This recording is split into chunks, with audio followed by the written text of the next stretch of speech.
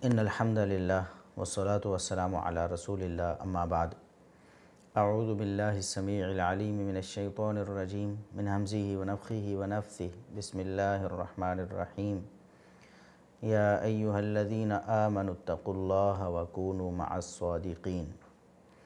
मोहतरम नाज़रीन और मुअज़्ज़ज़ सामीईन, इस्लाम मीडिया के प्लेटफार्म पे बंदा नाचीज़ हाफ़िज़ अबू याहिया एक दफ़ा फिर आपकी खिदमत में हाज़िर है। हमने कुछ हफ़्ते क़बल जनाब साहिल अदीम साहब के नज़रियात के हवाले से एक वीडियो लेक्चर रिकॉर्ड करवाया था।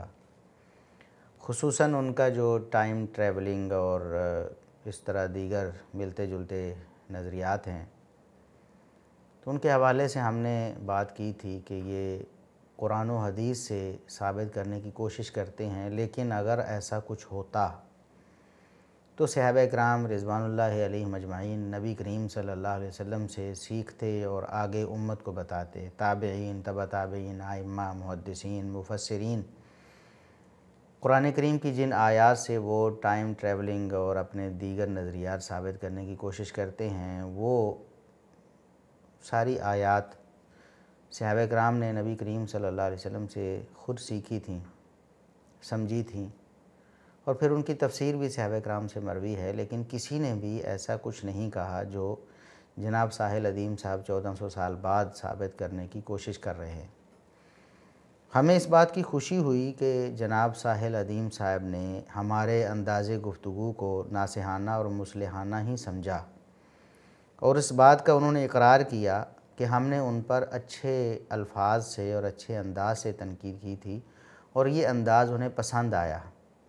आप उन्हीं की ज़ुबानी सुनिए कि वो क्या कहते हैं। एक बात है, मुझे उन्होंने कोई वीडियो भी दिखाने की कोशिश की, क्लिप्स चल रहे थे, क्योंकि वो शख्स बड़ी शाइस्ता तरीके से बात कर रहे थे। जो भी थे, उनका नाम नहीं मुझे याद, कोई याहिया नाम था या जो भी नाम था, बहुत शाइस्ता तरीके से, मुहज़्ज़ब तरीके से उन्होंने बात की। I like it. ऐसे ही होना चाहिए इतराज़। आपने समाअत फरमाया कि उन्होंने कहा कि बहुत शाइस्ता तरीके से, मुअज़्ज़ज़ तरीके से उन्होंने बात की, यानी हमारे बारे में उन्होंने कहा। और उन्होंने कहा आई लाइक्ड इट, यानी मुझे ये अंदाज़ पसंद आया, ऐसे ही होना चाहिए एतराज़।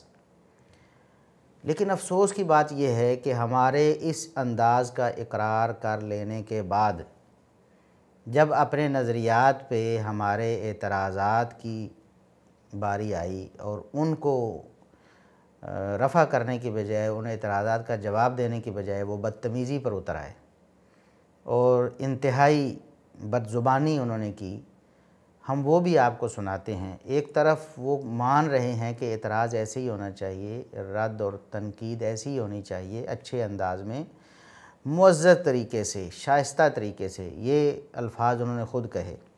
लेकिन जब अपनी बारी आई तो उन्होंने क्या कहा वो भी हम आपको सुनाते हैं। पहले अल्फाज जो मैं आपको सुनाना चाहता हूँ वो ये हैं। उन्होंने कहा सहाबा-ए-किराम के दौर में बद्दू ऐसी मेंटालिटी रखते थे जैसी पाकिस्तानी मौलवियों ने अपना रखी है। ये सुने ज़रा आप। सहाबा-ए-किराम के दौर में ना बद्दू इस तरह की मेंटालिटी रखते थे जो पाकिस्तान के मौलवियों ने मेंटालिटी रखी हुई है। जी, आपने समाअत फरमाया कि उन्होंने बद्दू कहा कि सहाबा-ए-किराम के दौर में बद्दू ऐसे करते थे जैसे पाकिस्तानी मौलवी करते हैं। फिर चलते चलते एक मौके पर वो कहते हैं कि ये कोई क्वालिफ़ाइड आलिम नहीं है, यानी मेरे बारे में उन्होंने कहा। इन्हीं मौलवी साहब से कहें कि अपने उलमा से जाके पूछें, किसी आलिम से कहें कि मुझे कॉल करे, आप क्वालिफ़ाइड नहीं हैं। इन्हीं मौलवी साहब से कहें कि अपने उलमा से जाके पूछें, किसी आलिम से कि मुझे कॉल करे, आप नहीं हैं, आप क्वालिफ़ाइड नहीं, समझ आ गई। हम पूछते हैं कि जनाब साहिल अदीम साहब, अगर उलूम इस्लामिया में PhD बंदा भी क्वालिफ़ाइड नहीं है, और ये मैं डिग्री इसलिए आपके सामने ज़िक्र कर रहा हूँ, वरना ये डिग्री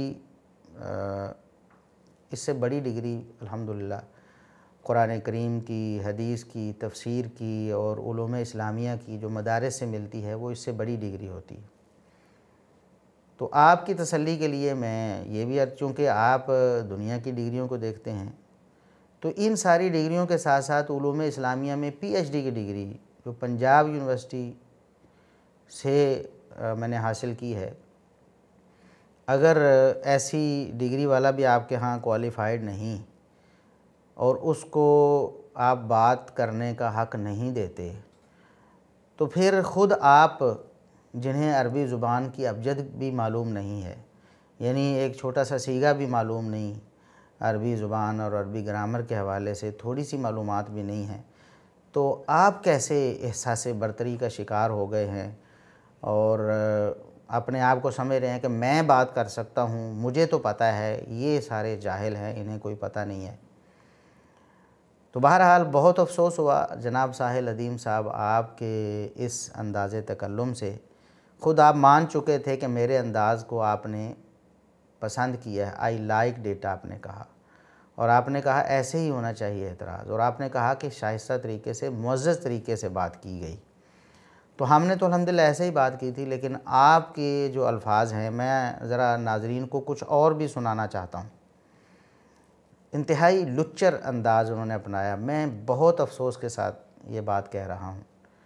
हमारे बारे में हमारे नाज़रीन, हमारी ऑडियंस जानती है कि हम गुमराह तरीन लोगों को भी अच्छे तरीके से मुखातब करते हैं।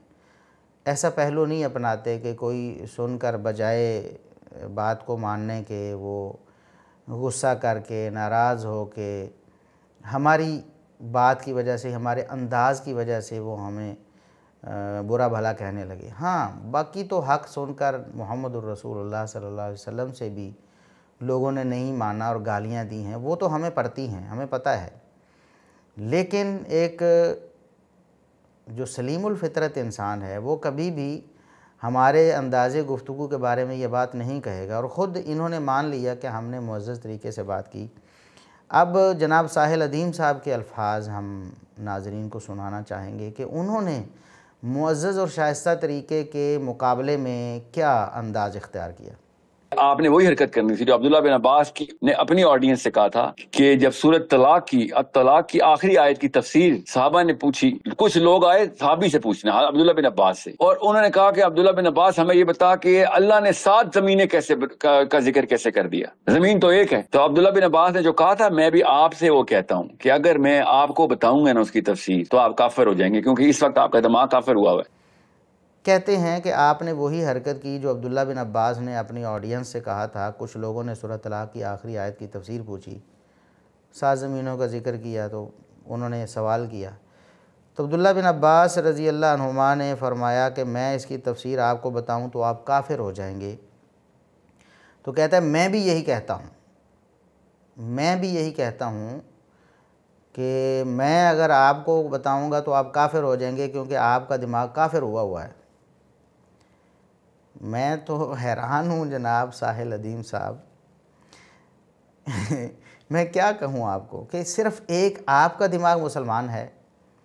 मैंने आपकी वो ख़ुद साख्ता थ्योरी जो है वो नहीं मानी कि आप कहते हैं कुरान की आयत से टाइम ट्रैवलिंग साबित हो रही, फ़लाँ हदीस से टाइम ट्रैवलिंग साबित हो रही। तो मैंने दलाइल के साथ बात की और दलाइल के साथ कहा कि ये दुरुस्त नहीं है आपका इस तरह इस्तेदलाल करना। अगर ये साबित होता तो पहले मुसलमानों को भी मालूम होता, लेकिन आपने कहा कि आपका दिमाग काफिर हुआ है। तो भाई फिर सहाबा किराम से लेकर आज तक के जो मुहद्दिसीन, मुफस्सिरीन, उलमा हैं, मुसलमान साइंसदान हैं, उनमें से तो किसी ने भी ये बात नहीं कही कि कुरान से टाइम ट्रैवलिंग साबित हुई है या कुरान से ये मूवमेंट जो है डायमेंशंस में ये साबित हुई है।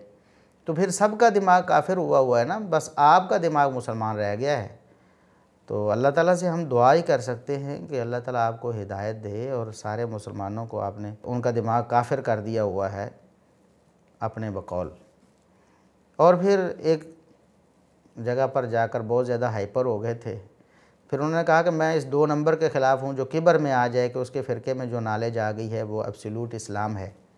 मैं उस 2 नंबर के खिलाफ हूँ कि जो किबर में आ जाए कि नहीं, उसके फिरके में जो नॉलेज आ गई बस वो एब्सोल्यूट इस्लाम है। यानी हमें ये बात कह रहे हैं। हमने पूरे लेक्चर में जो साहिल अदीम साहब के हवाले से हमने दिया, कोई भी मुनसिफ मिजाज शख्स उस लेक्चर को उठाए और उसको सुने, देखे उसको। हमने बार बार ये कहा कि सहाबा व ताबईन, तबा ताबईन और आइम्मा दीन, जिसको आप कहते हैं ना क्लासिकल एरा जो है इस्लाम का, हमने बार बार उसकी बात की कि देखें अगर ये कोई बात ऐसी होती तो क्लासिकल एरा में मुसलमानों को मालूम होती, सहाबा बताते, ताबईन बताते, तबा ताबईन बताते, आइम्मा दीन, मुफस्सिरीन, मुहद्दिसीन बताते। हमने तो ऐसी कोई बात की ही नहीं कि हमारे दिमाग में जो आ जाए वो एब्सोल्यूट इस्लाम है। हाँ, आप ज़रूर ये कर रहे हैं कि आपके दिमाग में जो एक बात आ गई है ना टाइम ट्रैवलिंग की और ये जो डायमेंशंस की और पोर्टल्स की, आप समझते हैं यही इस्लाम है, यही एब्सोल्यूट इस्लाम है और बाकी सारों का दिमाग काफिर हुआ है। हमने ये बात नहीं कही कि हमारा नज़रिया जो है वो एब्सोल्यूट इस्लाम है। हम कहते हैं सहाबा, ताबीन, तबा ताबीन और आइम्मा दीन ने इत्तेफाकी तौर पर जो तफसीर की और जो फ़हम कुरान और हदीस का बयान किया है वो एब्सोल्यूट इस्लाम है। और अगर आप उस पर नाराज़ होते हैं तो फिर हम क्या कह सकते हैं, हम तो फिर आपको दुआ ही दे सकते हैं कि अल्लाह रब्बुल इज़्ज़त आपके हाल पर रहम फरमाए। फिर एक मौके पर आप कहते हैं कि ऐसा कोई कंजूस किस्म का आदमी, इसे मौलवी क्यों कह सकता हूँ मैं, या कैसे कह सकता हूँ? ऐसा कोई कंजूस किस्म का आदमी को मौलवी क्यों कह सकता हूँ? और ये कंजूस क्यों कह रहे हैं हमें कि इनके बकौल हम बाकियों को काफिर कहते हैं, सिर्फ़ अपने आप को मुसलमान कहते हैं, अपने फ़िरके को मुसलमान कहते हैं। तो ये भी उन्होंने बहरहाल झूठ ही बांधा है हम पर, आगे उस पर हम बात करने लगे हैं। तो हमने जो कुछ समझा है ना, जो मुशाहिदा किया है जनाब साहिल अदीम साहब का और उनकी बातों का और उनके अंदाज़े गुफ्तगू का, कि वो जनाब मिर्ज़ा जेहलमी साहब के नक्शे कदम पर चल रहे हैं, क्योंकि वो उनके फेवरेट भी हैं। ये इंजीनियर मिर्ज़ा जेहलमी साहब हो गए, इसहाक झालवी साहब हो गए, वगैरह वगैरह, ये इनके फेवरेट हैं और इनकी ये तारीफ़ें भी कर चुके हैं। तो उन्हीं के नक्शे कदम पे अब ये चलना शुरू हो गए हैं, ज़ुबान दराज़ी में और बहतान बांधने में,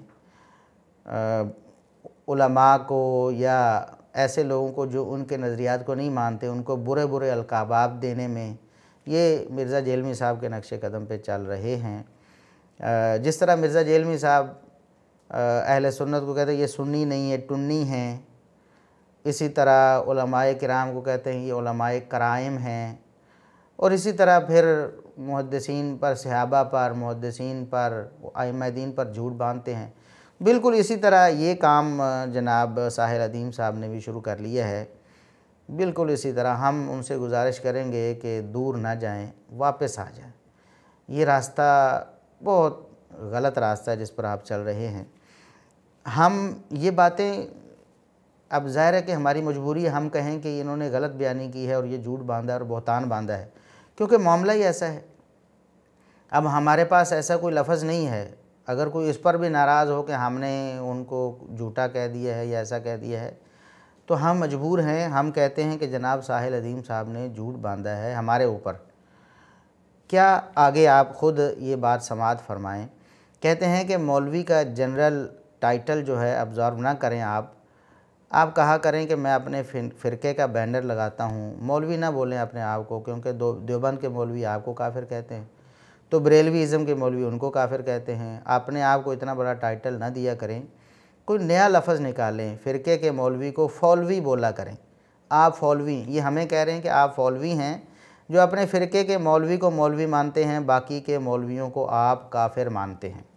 मौलवी का जनरल टाइटल एब्जॉर्ब ना करें। आप कहा करें मैं अपने फिरके का बैनर लगाता हूं। मौलवी ना बोलें अपने आप को, क्योंकि देवबंद के मौलवी आपको काफिर कहते हैं, तो बरेलवीज़म के मौलवी उनको काफिर कहते हैं। मौलवी एज इज डायरेक्ट अपने आप को इतना बड़ा टाइटल ना दिया करें, कोई नया लफ्ज निकाल लें, ठीक है। ये फिरके का जो मौलवी जो सिर्फ फिरके की बातों को ऊपर करता है उसको फौलवी बोला करें, फौलवी। तो आप वो फौलवी हैं जो फिरके को, अपने फिरके के मौलवी को बस मौलवी मानते हैं, बाकी के मौलवियों को आप काफिर मानते हैं।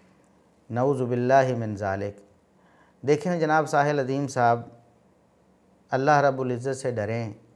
अल्लाह का डर क्यों आपने दिल से निकाल दिया और इतना बड़ा झूठ बांधा, इतना बड़ा झूठ। किसी देवबंदी या बरेलवी मौलवी की आप बात ना करें, वो ख़ुद आपको जवाब देंगे जब आपकी बातें सुनेंगे, क्योंकि आपने हमारे बारे में कहा कि आप अपने फ़िरके के मौलवी को मौलवी मानते हैं, बाकी के मौलवियों को आप काफिर मानते हैं, हमें मुखातब करके कहा। तो हम कहते हैं ये बहुत बड़ा झूठ है। अगर आपके पास कोई सबूत है कि हमने देवबंदी उलमा को मुसलमान मानने से इनकार किया, काफिर कहा हो, बरेलवी उलमा को काफिर कहा हो, तो आप इसका सबूत पेश करें, वरना दुनिया को मालूम हो जाएगा कि आप भी मिर्ज़ा जेलमी साहब की तरह कुछ भी कर सकते हैं। यहाँ रुककर हम आपको ये बात भी बताते हैं कि ये जो इन्होंने हमारे ऊपर इल्ज़ाम लगाया ना, झूठा बहतान बांधा कि अपने फ़िरके के मौलवियों के अलावा बाकी सबको ये काफिर कहते हैं, हम तो कभी नहीं कहते और हमारे बारे में क़यामत तक साबित नहीं कर सकते। अलबत्ता आला हज़रत के बारे में इन्होंने कहा कि मैं आला हज़रत जैसे मौलवियों को मानता हूँ और उनकी किताबें मैं बांटता हूँ, तकसीम करता हूँ। ये समाअत फरमाएं ज़रा। आला हज़रत की किताबें लोगों में बांट रहा हूँ। आपने सुना कि इन्होंने कहा कि मैं आला हज़रत की किताबें बांटता हूँ और आला हज़रत पसंद है इन्हें, उनके आइडियल हैं। तो हम इनको कहते हैं कि ज़रा मुताला भी किया करें, मुताला किया करें, पढ़ा करें ना, ज़रा फतावा रिज़विया पढ़ के देखें ज़रा। देवबंदी अहले हदीस दोनों के लोगों को उन्होंने बदतरीन काफिर कहा हुआ है, उनको मुसलमान मानने के लिए तैयार नहीं। तो जो कुफर के फतवे बांटते रहे, जिनकी किताबों में आज भी कुफर के फतवे भरे हुए हैं, मुसलमानों को मुसलमान नहीं मानते, काफिर कहते हैं, उनकी किताबें तो आप बांटते फिरते हैं ना, आप उनकी तरवीज करते हैं, आप वो को फ़ख्र है उन पर। लेकिन जिन्होंने आज तक देवबंदियों और बरेलवियों को काफिर नहीं कहा, उनके मौलवियों को भी काफिर नहीं कहा, उनके बारे में आप बहतान बांध रहे हैं कि ये काफिर कहते हैं। तो जो तकफ़ीर के ख़िलाफ़ हैं उनको आपने तकफ़ीरी बना दिया है, और जो तकफ़ीरी हैं उनको उनकी किताबें आप लोगों को बांट रहे हैं और वो आपके आइडियल बने हुए हैं। हम इस पर इन्ना लिल्लाहि व इन्ना इलैहि राजिऊन ही पढ़ सकते हैं। अब आते हैं आपकी जो स्पीच थी या आपका वो जो क्लिप था जो आपने हमारे ख़िलाफ़ जिसमें बातें की हैं, तो उसमें आपने गुलूव किया है, रवाफ़िज़ वाला गुलूव। जिस तरह रवाफ़िज़ सैयदना अली रज़ी अल्लाह अन्हु के बारे में गुलूव आमेज़ गुफ्तगू करते हैं, तो हम आपको राफ़ज़ी तो नहीं कहते, हमें अभी तक यही मालूम हुआ कि आप राफ़ज़ियों से ट्रैप हो गए हैं, क्योंकि आपने राफ़ज़ियों को सुना है, उनको पढ़ा है और उनकी बातों में आ गए हैं और राफ़ज़ियों का नज़रिया ही प्रमोट करने लग गए हैं आगे, और वो भी एक आध लॉजिक, अकली जो लॉजिक है उसकी बिना पर। आपने कहा कि जो इल्म नबूवत सैयदना अली रज़ी अल्लाह अन्हु के पास था वो किसी और के पास नहीं था, यानी आपने सहाबा में से सबसे बड़ा आलिम सैयदना अली रज़ी अल्लाह अन्हु को बताया। आपने कहा, आपके अल्फाज ही हम नाज़रीन को सुनाते हैं, आपने कहा दो ही कैटेगरीज़ हैं, अंबिया और बाकी के इंसान। तो बाकी के इंसानों में अगर कोई करीब तरीन आ सकता है इस इल्म के जो अंबिया के को अल्लाह डायरेक्ट देते हैं, तो वो अली बिन अबी तालिब ही हैं। दो ही कैटेगरीज हैं, अंबिया और बाकी के इंसान। तो बाकी के इंसानों में अगर कोई करीब तरीन आ सकता है ना उस इल्म के कि जो अंबिया को अल्लाह डायरेक्ट देते होते हैं, तो वो अली बिन अबी तालिब ही है ना। हम कहते हैं कि अली रज़ी अल्लाह अन्हु के इल्म व फ़ज़ल में कोई दूसरी राय नहीं।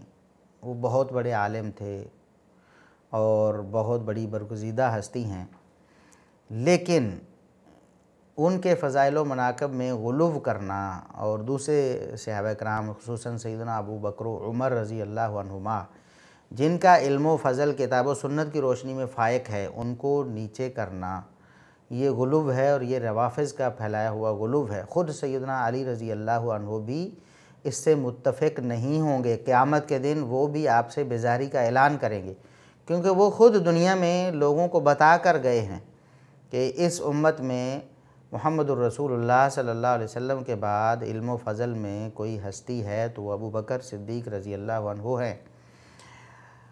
अब सैयदना अबू बकर सिद्दीक़ रज़ी अल्लाह अन्हु सब सहाबा से बढ़कर इल्म नबूवत के हामिल थे और मुहम्मदुर रसूलुल्लाह सल्लल्लाहु अलैहि वसल्लम के मिजाज को सबसे ज़्यादा समझने वाले थे।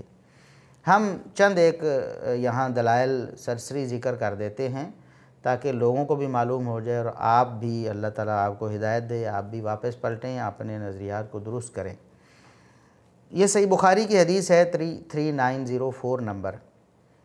सैयदना अबू सईद खुदरी रज़ी अल्लाह अन्हु रावी, वो वाक़या आपने सुना होगा कि आप सल्लल्लाहु अलैहि वसल्लम ने अपनी वफ़ात के करीब फ़रमाया कि अल्लाह ने एक बंदे को इख्तियार दिया है, वो दुनिया में रहना चाहे दुनिया में रहे, और अगर अल्लाह के पास जाना चाहे तो अल्लाह के पास चला जाए। तो उस बंदे ने अल्लाह के पास जाना पसंद कर लिया है। तो अबू बकर सिद्दीक़ रज़ी अल्लाह अन्हु ज़ारों के तार रोने लगे। लोगों ने कहा कि इन बुज़ुर्गों को क्या हो गया है, क्यों रोने लग गए हैं? नबी करीम सल्लल्लाहु अलैहि वसल्लम ने तो एक बात की है, एक बंदे के बारे में बात सुनाई है, लेकिन बाद में लोगों को मालूम हुआ कि नबी करीम सल्लल्लाहु अलैहि वसल्लम ने अपने बारे में ये बताया था और असल में अपनी वफ़ात की ख़बर दी थी। वहाँ हदीस में अल्फाज हैं, सैयदना अबू सईद खुदरी रज़ी अल्लाह अन्हु कहते हैं कि हम सारे सहाबा को मालूम हुआ बाद में कि ये हस्ती रसूलुल्लाह सल्लल्लाहु अलैहि वसल्लम की थी। आपने अपनी वफ़ात यानी अल्लाह के पास जाने को तरजीह देने का ज़िक्र किया था। वकाना अबू बकरिन हुआ अला मनाबिही, अबू बकर सिद्दीक़ रज़ी अल्लाह अन्हु मुहम्मदुर रसूलुल्लाह सल्लल्लाहु अलैहि वसल्लम को हम सबसे बढ़कर समझने वाले सब सहाबा वहाँ मौजूद हैं। नबी करीम सल्लल्लाहु अलैहि वसल्लम की इस बात को उन्होंने सुना है, लेकिन समझा सिर्फ़ अबू बकर सिद्दीक़ रज़ी अल्लाह अन्हु ने है। ये उनके मिजाज रसूल को सबसे ज़्यादा पहचानने की सबसे वाज़ेह दलील है। और फिर मुहम्मदुर रसूलुल्लाह सल्लल्लाहु अलैहि वसल्लम ने आगे क्या फ़रमाया अबू बकर सिद्दीक़ रज़ी अल्लाह अन्हु की शान में, वो भी एक तारीख़ी जुमला है, इन्ना मिन अमन नासी अलैया फ़ी सोहबती व मालिही अबा बकर, कि अबू बकर ने अपनी सोहबत और अपने माल के हवाले से दुनिया में से सबसे बढ़कर मुझ पर एहसान किया। तो ये मोहम्मद रसूलुल्लाह सल्लल्लाहु अलैहि वसल्लम के मिजाज को सबसे ज़्यादा जानने वाले, जो मिजाज नबवी को सबसे ज़्यादा जानता हो वही सबसे बड़ा आलिम होगा ना। सारे सहाबा मौजूद थे, लेकिन इल्म अबू बकर सिद्दीक़ रज़ी अल्लाह अन्हु को हुआ। इसके अलावा भी सैयदना उमर फ़ारूक रज़ी अल्लाह अन्हु के इल्म की बात करें तो उनका इल्म भी मोहम्मद रसूलुल्लाह सल्लल्लाहु अलैहि वसल्लम की ख़ुद अपनी गवाही के मुताबिक बहुत फ़ायक नज़र आता है। और ये सही बुखारी में 82 नंबर हदीस है। अब्दुल्लाह इब्न उमर रज़ी अल्लाह अन्हुमा बयान करते हैं कि रसूलुल्लाह सल्लल्लाहु अलैहि वसल्लम ने एक दिन फरमाया कि मैं सोया हुआ था, ख्वाब बताया। अम्बिया के ख्वाब वही होते हैं। अपना ख्वाब बताया कि मुझे अल्लाह ने ख्वाब में वही की कि मेरे पास दूध का एक प्याला लाया गया, तो मैंने इतना पिया मैं सैर हो गया, गोया मुझे लगता था कि मेरे नाखनों से भी दूध निकलने लगेगा, यानी बहुत सैर होकर पिया। सुम्मा आतईतु फ़ज़ली उमर इब्न अल-ख़त्ताब, फिर मैंने वो बचा हुआ दूध जो था वो प्याला उमर बिन ख़त्ताब को दे दिया, यानी दूध पिया सैर होकर, और फिर जो बचा हुआ दूध था वो उमर बिन ख़त्ताब रज़ी अल्लाह अन्हु को दे दिया। तो सहाबा ने अर्ज़ किया अल्लाह के रसूल, फ़मा अव्वलतहु या रसूल अल्लाह, आपने इसकी ताबीर क्या की है? ये तो ख्वाब है ना, इशारा है, हमें भी तो समझाएं कि अल्लाह रब्बुल इज़्ज़त ने आपको वही करके क्या बताया है, इसकी ताबीर क्या है? फरमाया कि इस दूध की ताबीर इल्म है, यानी मैंने अल्लाह रब्बुल इज़्ज़त की वही का इल्म इतना हासिल किया, अपने अंदर समोया कि मैं पैकरे इल्म बन गया। फिर मैंने वो इल्म उमर बिन ख़त्ताब रज़ी अल्लाह अन्हु को दे दिया। तो ये उमर बिन ख़त्ताब रज़ी अल्लाह अन्हु के आलम होने की बहुत वाज़ेह दलील है कि अबू बकर सिद्दीक़ रज़ी अल्लाह अन्हु के साथ साथ उमर फ़ारूक रज़ी अल्लाह अन्हु भी इल्म नबूवत को सबसे बढ़कर जानने वाले थे। इसी तरह सही बुखारी में ही 3689 नंबर हदीस है, आप सल्लल्लाहु अलैहि वसल्लम ने इरशाद फरमाया कि तुम में से पहले जो उम्मतें होती थीं उनमें मुहद्दस होते थे, और बाद रिवायात में है युकल्लमून मिन गैरि अन यकूनू अंबिया। ये सही बुखारी के अल्फाज हैं कि अल्लाह रब्बुल इज़्ज़त की तरफ से उनके साथ कलाम किया जाता, उनको इल्हाम होता था, हालांकि वो नबी नहीं होते थे, फिर भी उनको अल्लाह रब्बुल इज़्ज़त की तरफ से खुसूसी इल्हाम होता था, उनसे कलाम होती थी। अगर मेरी उम्मत में कोई हो ऐसा तो वो उमर है। तो उमर बिन ख़त्ताब रज़ी अल्लाह अन्हु के इल्म का क्या कहें, क्या अंदाज़ा लगाएं। एक और हदीस सुने जो जामे तिरमिज़ी की है, सैयदना अब्दुल्लाह इब्न उमर रज़ी अल्लाह अन्हुमा, ये जामे तिरमिज़ी में 3682 नंबर हदीस है। अब्दुल्लाह बिन उमर रज़ी अल्लाह अन्हुमा बयान करते हैं कि रसूलुल्लाह सल्लल्लाहु अलैहि वसल्लम ने फरमाया इन्नल्लाह जअलल हक़्क़ अला लिसानि उमर व क़ल्बी, अल्लाह रब्बुल इज़्ज़त ने उमर रज़ी अल्लाह अन्हु की ज़ुबान पर, उनके दिल पर हक़ को जारी कर दिया। उनकी ज़ुबान पर जो बात आती है वो हक़ होती है, उनके दिल पर जो बात गुज़रती है, उनका ख्याल आता है वो हक़ होता है। और अब्दुल्लाह बिन उमर रज़ी अल्लाह अन्हुमा फरमाते हैं कि यही वजह थी कि जब भी लोगों पर कोई मामला उन्हें दरपेश हुआ, लोगों ने अपनी अपनी आरा दी, तो उमर बिन ख़त्ताब रज़ी अल्लाह अन्हु ने जो राय दी, सब लोगों से हट कर भी दी, तो अल्लाह रब्बुल इज़्ज़त ने उसी के मुताबिक कुरान नाजिल कर दी। ये उमर बिन ख़त्ताब रज़ी अल्लाह अन्हु का इल्म है जो अल्लाह रब्बुल इज़्ज़त ने मुहम्मदुर रसूलुल्लाह सल्लल्लाहु अलैहि वसल्लम के ज़रिए उन्हें अता फ़रमाया था। इसी तरह एक मौके पर सहाबा किराम में इख्तलाफ हो गया। ये सही मुस्लिम में 681 नंबर हदीस है। सहाबा किराम में इख्तलाफ हो गया। सहाबा किराम ने रसूलुल्लाह सल्लल्लाहु अलैहि वसल्लम के हवाले से इख्तलाफ किया कि आप पीछे हैं या आप आगे चले गए। जब आप सल्लल्लाहु अलैहि वसल्लम को इल्म हुआ, आप सल्लल्लाहु अलैहि वसल्लम ने दोनों ग्रोहों की बात को सुना तो फरमाया कि फ़इन युतीउ अबा बकर व उमर यरशुदू, अगर ये अबू बकर व उमर की बात मानेंगे तो तब ही ये राह रास्त पे रहेंगे। यानी अबू बकर व उमर रज़ी अल्लाह अन्हुमा एक बात कहते हैं, बाकी सारे सहाबा अगर उसके ख़िलाफ़ कहते हैं तो अबू बकर व उमर रज़ी अल्लाह अन्हुमा की बात पर मुहम्मदुर रसूलुल्लाह सल्लल्लाहु अलैहि वसल्लम मोहर लगाते हैं और ये ता क़यामत लोगों को बता देते हैं कि अबू बकर व उमर की बात मानेंगे तो राह हिदायत पर रहेंगे। अब इनके बाद सैयदना उस्मान रज़ी अल्लाह अन्हु हैं, सैयदना अली रज़ी अल्लाह अन्हु हैं, इनके इल्म का कोई इनकारी नहीं। लेकिन अबू बकर व उमर रज़ी अल्लाह अन्हुमा के इल्म से इनको कंपेयर नहीं किया जा सकता है, या ये बिल्कुल नहीं कहा जा सकता कि अली रज़ी अल्लाह अन्हु सबसे बड़े आलिम हैं सहाबा किराम में से। ये गलत नज़रिया है, ये बुरा नज़रिया है, किताब व सुन्नत के ख़िलाफ़ है, उम्मत के इजमा के ख़िलाफ़ है, सहाबा किराम के फ़ैसले के ख़िलाफ़ है। और शेखुल इस्लाम इब्न तैमिया रहमहुल्लाह ताला ने बहुत ही खूब अल्फाज इस हवाले से फ़रमाए हैं। वो फरमाते लम यकुल अहदुम मिन उलमाइल मुस्लिमीन अल मुअतबरीना अन्ना अलियन आलम व अफ़क़हु मिन अबी बकर व उमर। मुसलमानों में से किसी एक आलिम ने आज तक सहाबा ताबईन तबा ताबीन आइम्मा दीन किसी ने भी कभी ये नहीं कहा कि अली रज़ी अल्लाह अन्हु अबू बकर व उमर रज़ी अल्लाह अन्हुमा से ज़्यादा आलिम या ज़्यादा फ़क़ीह हैं। कितनी बड़ी बात है शेखुल इस्लाम इब्न तैमिया रहमतुल्लाह अलैह ने जो बताई है, और बिल्कुल बरहक है। कोई एक आलिम भी दुनिया में इब्न तैमिया रहमतुल्लाह अलैह से पहले ऐसा नहीं गुज़रा जिसने कहा हो कि अली मुर्तज़ा रज़ी अल्लाह अन्हु अबू बकर व उमर रज़ी अल्लाह अन्हुमा से बड़े आलिम या बड़े फ़क़ीह हैं। बल्कि सिर्फ़ अबू बकर सिद्दीक़ रज़ी अल्लाह अन्हु से भी उनको कंपेयर नहीं किया जा सकता, उनसे अफजल नहीं कहा जा सकता इल्म फ़िक़ा में। और अगर कोई इस पर इजमा का दावा करे कि जी इस पर इत्तेफाक है, जिस तरह ये साहिल अदीम साहब ये कहने की कोशिश कर रहे हैं, या रवाफ़िज़ ये कहते हैं कि अली रज़ी अल्लाह अन्हु बिल इत्तेफाक सब सहाबा से ज़्यादा आलिम थे, तो फरमाते मिन अजहलिन नास व अकज़बिहिम, वो जाहिल तरीन इंसान और झूठा तरीन इंसान है। बल ज़कर गैर वाहिद मिन उलमा इजमा अल उलमा अला अन्ना अबा बकर सिद्दीक़ आलम मिन अली। हाँ, ऐसा तो किसी ने नहीं कहा उलमा में से कि अली रज़ी अल्लाह अन्हु जो है वो बड़े आलिम हैं अबू बकर उमर रज़ी अल्लाह अन्हुमा से। हाँ, इस पर उलमा ने इजमा नकल किया है कि अबू बकर उमर रज़ी अल्लाह अन्हुमा, बल्कि अबू बकर सिद्दीक़ रज़ी अल्लाह अन्हु अकेले भी हों तो अली रज़ी अल्लाह अन्हु से वो बड़े आलिम हैं, उनका इल्म ज़्यादा है, और अली रज़ी अल्लाह अन्हु उनसे बड़े आलिम नहीं हैं। उनमें से जिन उलमा ने इजमा का दावा किया हुआ है उनमें से उन्होंने मंसूर बिन अब्दुल जब्बार समानी मरवज़ी का भी ज़िक्र किया है, इसी तरह दीगर उलमा भी हैं। तो ये कितनी वाज़ेह बात है कि मुसलमानों का बिल इत्तिफ़ाक़ अक़ीदा ये रहा है कि अबू बकर सिद्दीक़ रज़ी अल्लाह अन्हु वो आलम उस सहाबा हैं, यानी सब सहाबा से बड़े आलिम हैं। तो अबू बकर उमर रज़ी अल्लाह अन्हुमा के इल्म का मुकाबला नहीं किया जा सकता।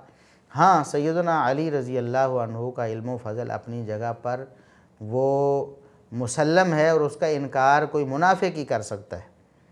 और अली रज़ी अल्लाह अन्हु के जो फ़ज़ाइल व मनाक़िब हैं उनका भी इकरार है, जो किताब व सुन्नत में उनके बारे में साबित है, हमारे सर आँखों पर हम सरे मुँह भी उससे मुनहरिफ होना निफाक समझते हैं। तो लिहाजा ये गुलूव अमेज़ अक़ीदा छोड़ दीजिए। जनाब साहिल अदीम साहब दलाइल आपके पास आ चुके हैं। अली रज़ी अल्लाह अन्हु की शान में गुलूव करने के लिए आपने मरफ़ू हुक्मी हदीस से कितनी बड़ी इस्तिलाह है। वैसे तो आपने ये दावा किया हुआ है कि मैं अस्मा और रिजाल का बड़ा जानने वाला हूँ और मैं बड़ा प्रचार करने वाला हूँ, आगे बात आ रही है। तो यहाँ आपने मरफ़ू हुक्मी एक पूरी एक इस्तिलाह है फ़न हदीस में, उसूल हदीस में, आपने उस पर पानी फेर दिया ये तासुर देकर कि अली रज़ी अल्लाह अन्हु जो बात भी करें वो नबी करीम सल्लल्लाहु अलैहि वसल्लम से ली गई होती है, वो किसी दानिश्वर का कौल नहीं होता। तो आपने जो अल्फाज कहे हैं हम पहले नाज़रीन के सामने पेश करते हैं स्क्रीन पर। मैं ये तमहीद इसलिए बांध रहा हूँ, आपको पता चले कि जब अली बिन अबी तालिब कोई क्लेम करते हैं ना, तो वो कोई प्रोफेसर का, फिलोसफर का, कोई दानिशमंद का क्लेम नहीं होता खाली, वो एक नबी इस्लाम की उस पेडेस्टल की पूरी, मतलब उस आबशार से पिया हुआ डायरेक्ट पानी होता है। सो इट्स नॉट, अभी मुझे बहुत लिखा गया है मेरी ईमेल बॉक्स में कि अहले तशय्युं की हदीस आपने कोट कर दी है।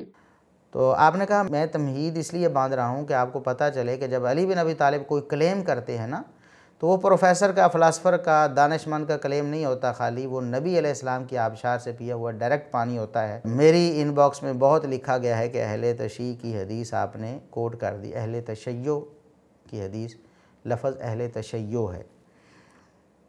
तो यानी वो तासुर ये देना चाहते हैं कि सैयदना अली रज़ी अल्लाह अन्हु का जो कौल है वो नबी करीम सल्लल्लाहु अलैहि वसल्लम से लिया हुआ होता है।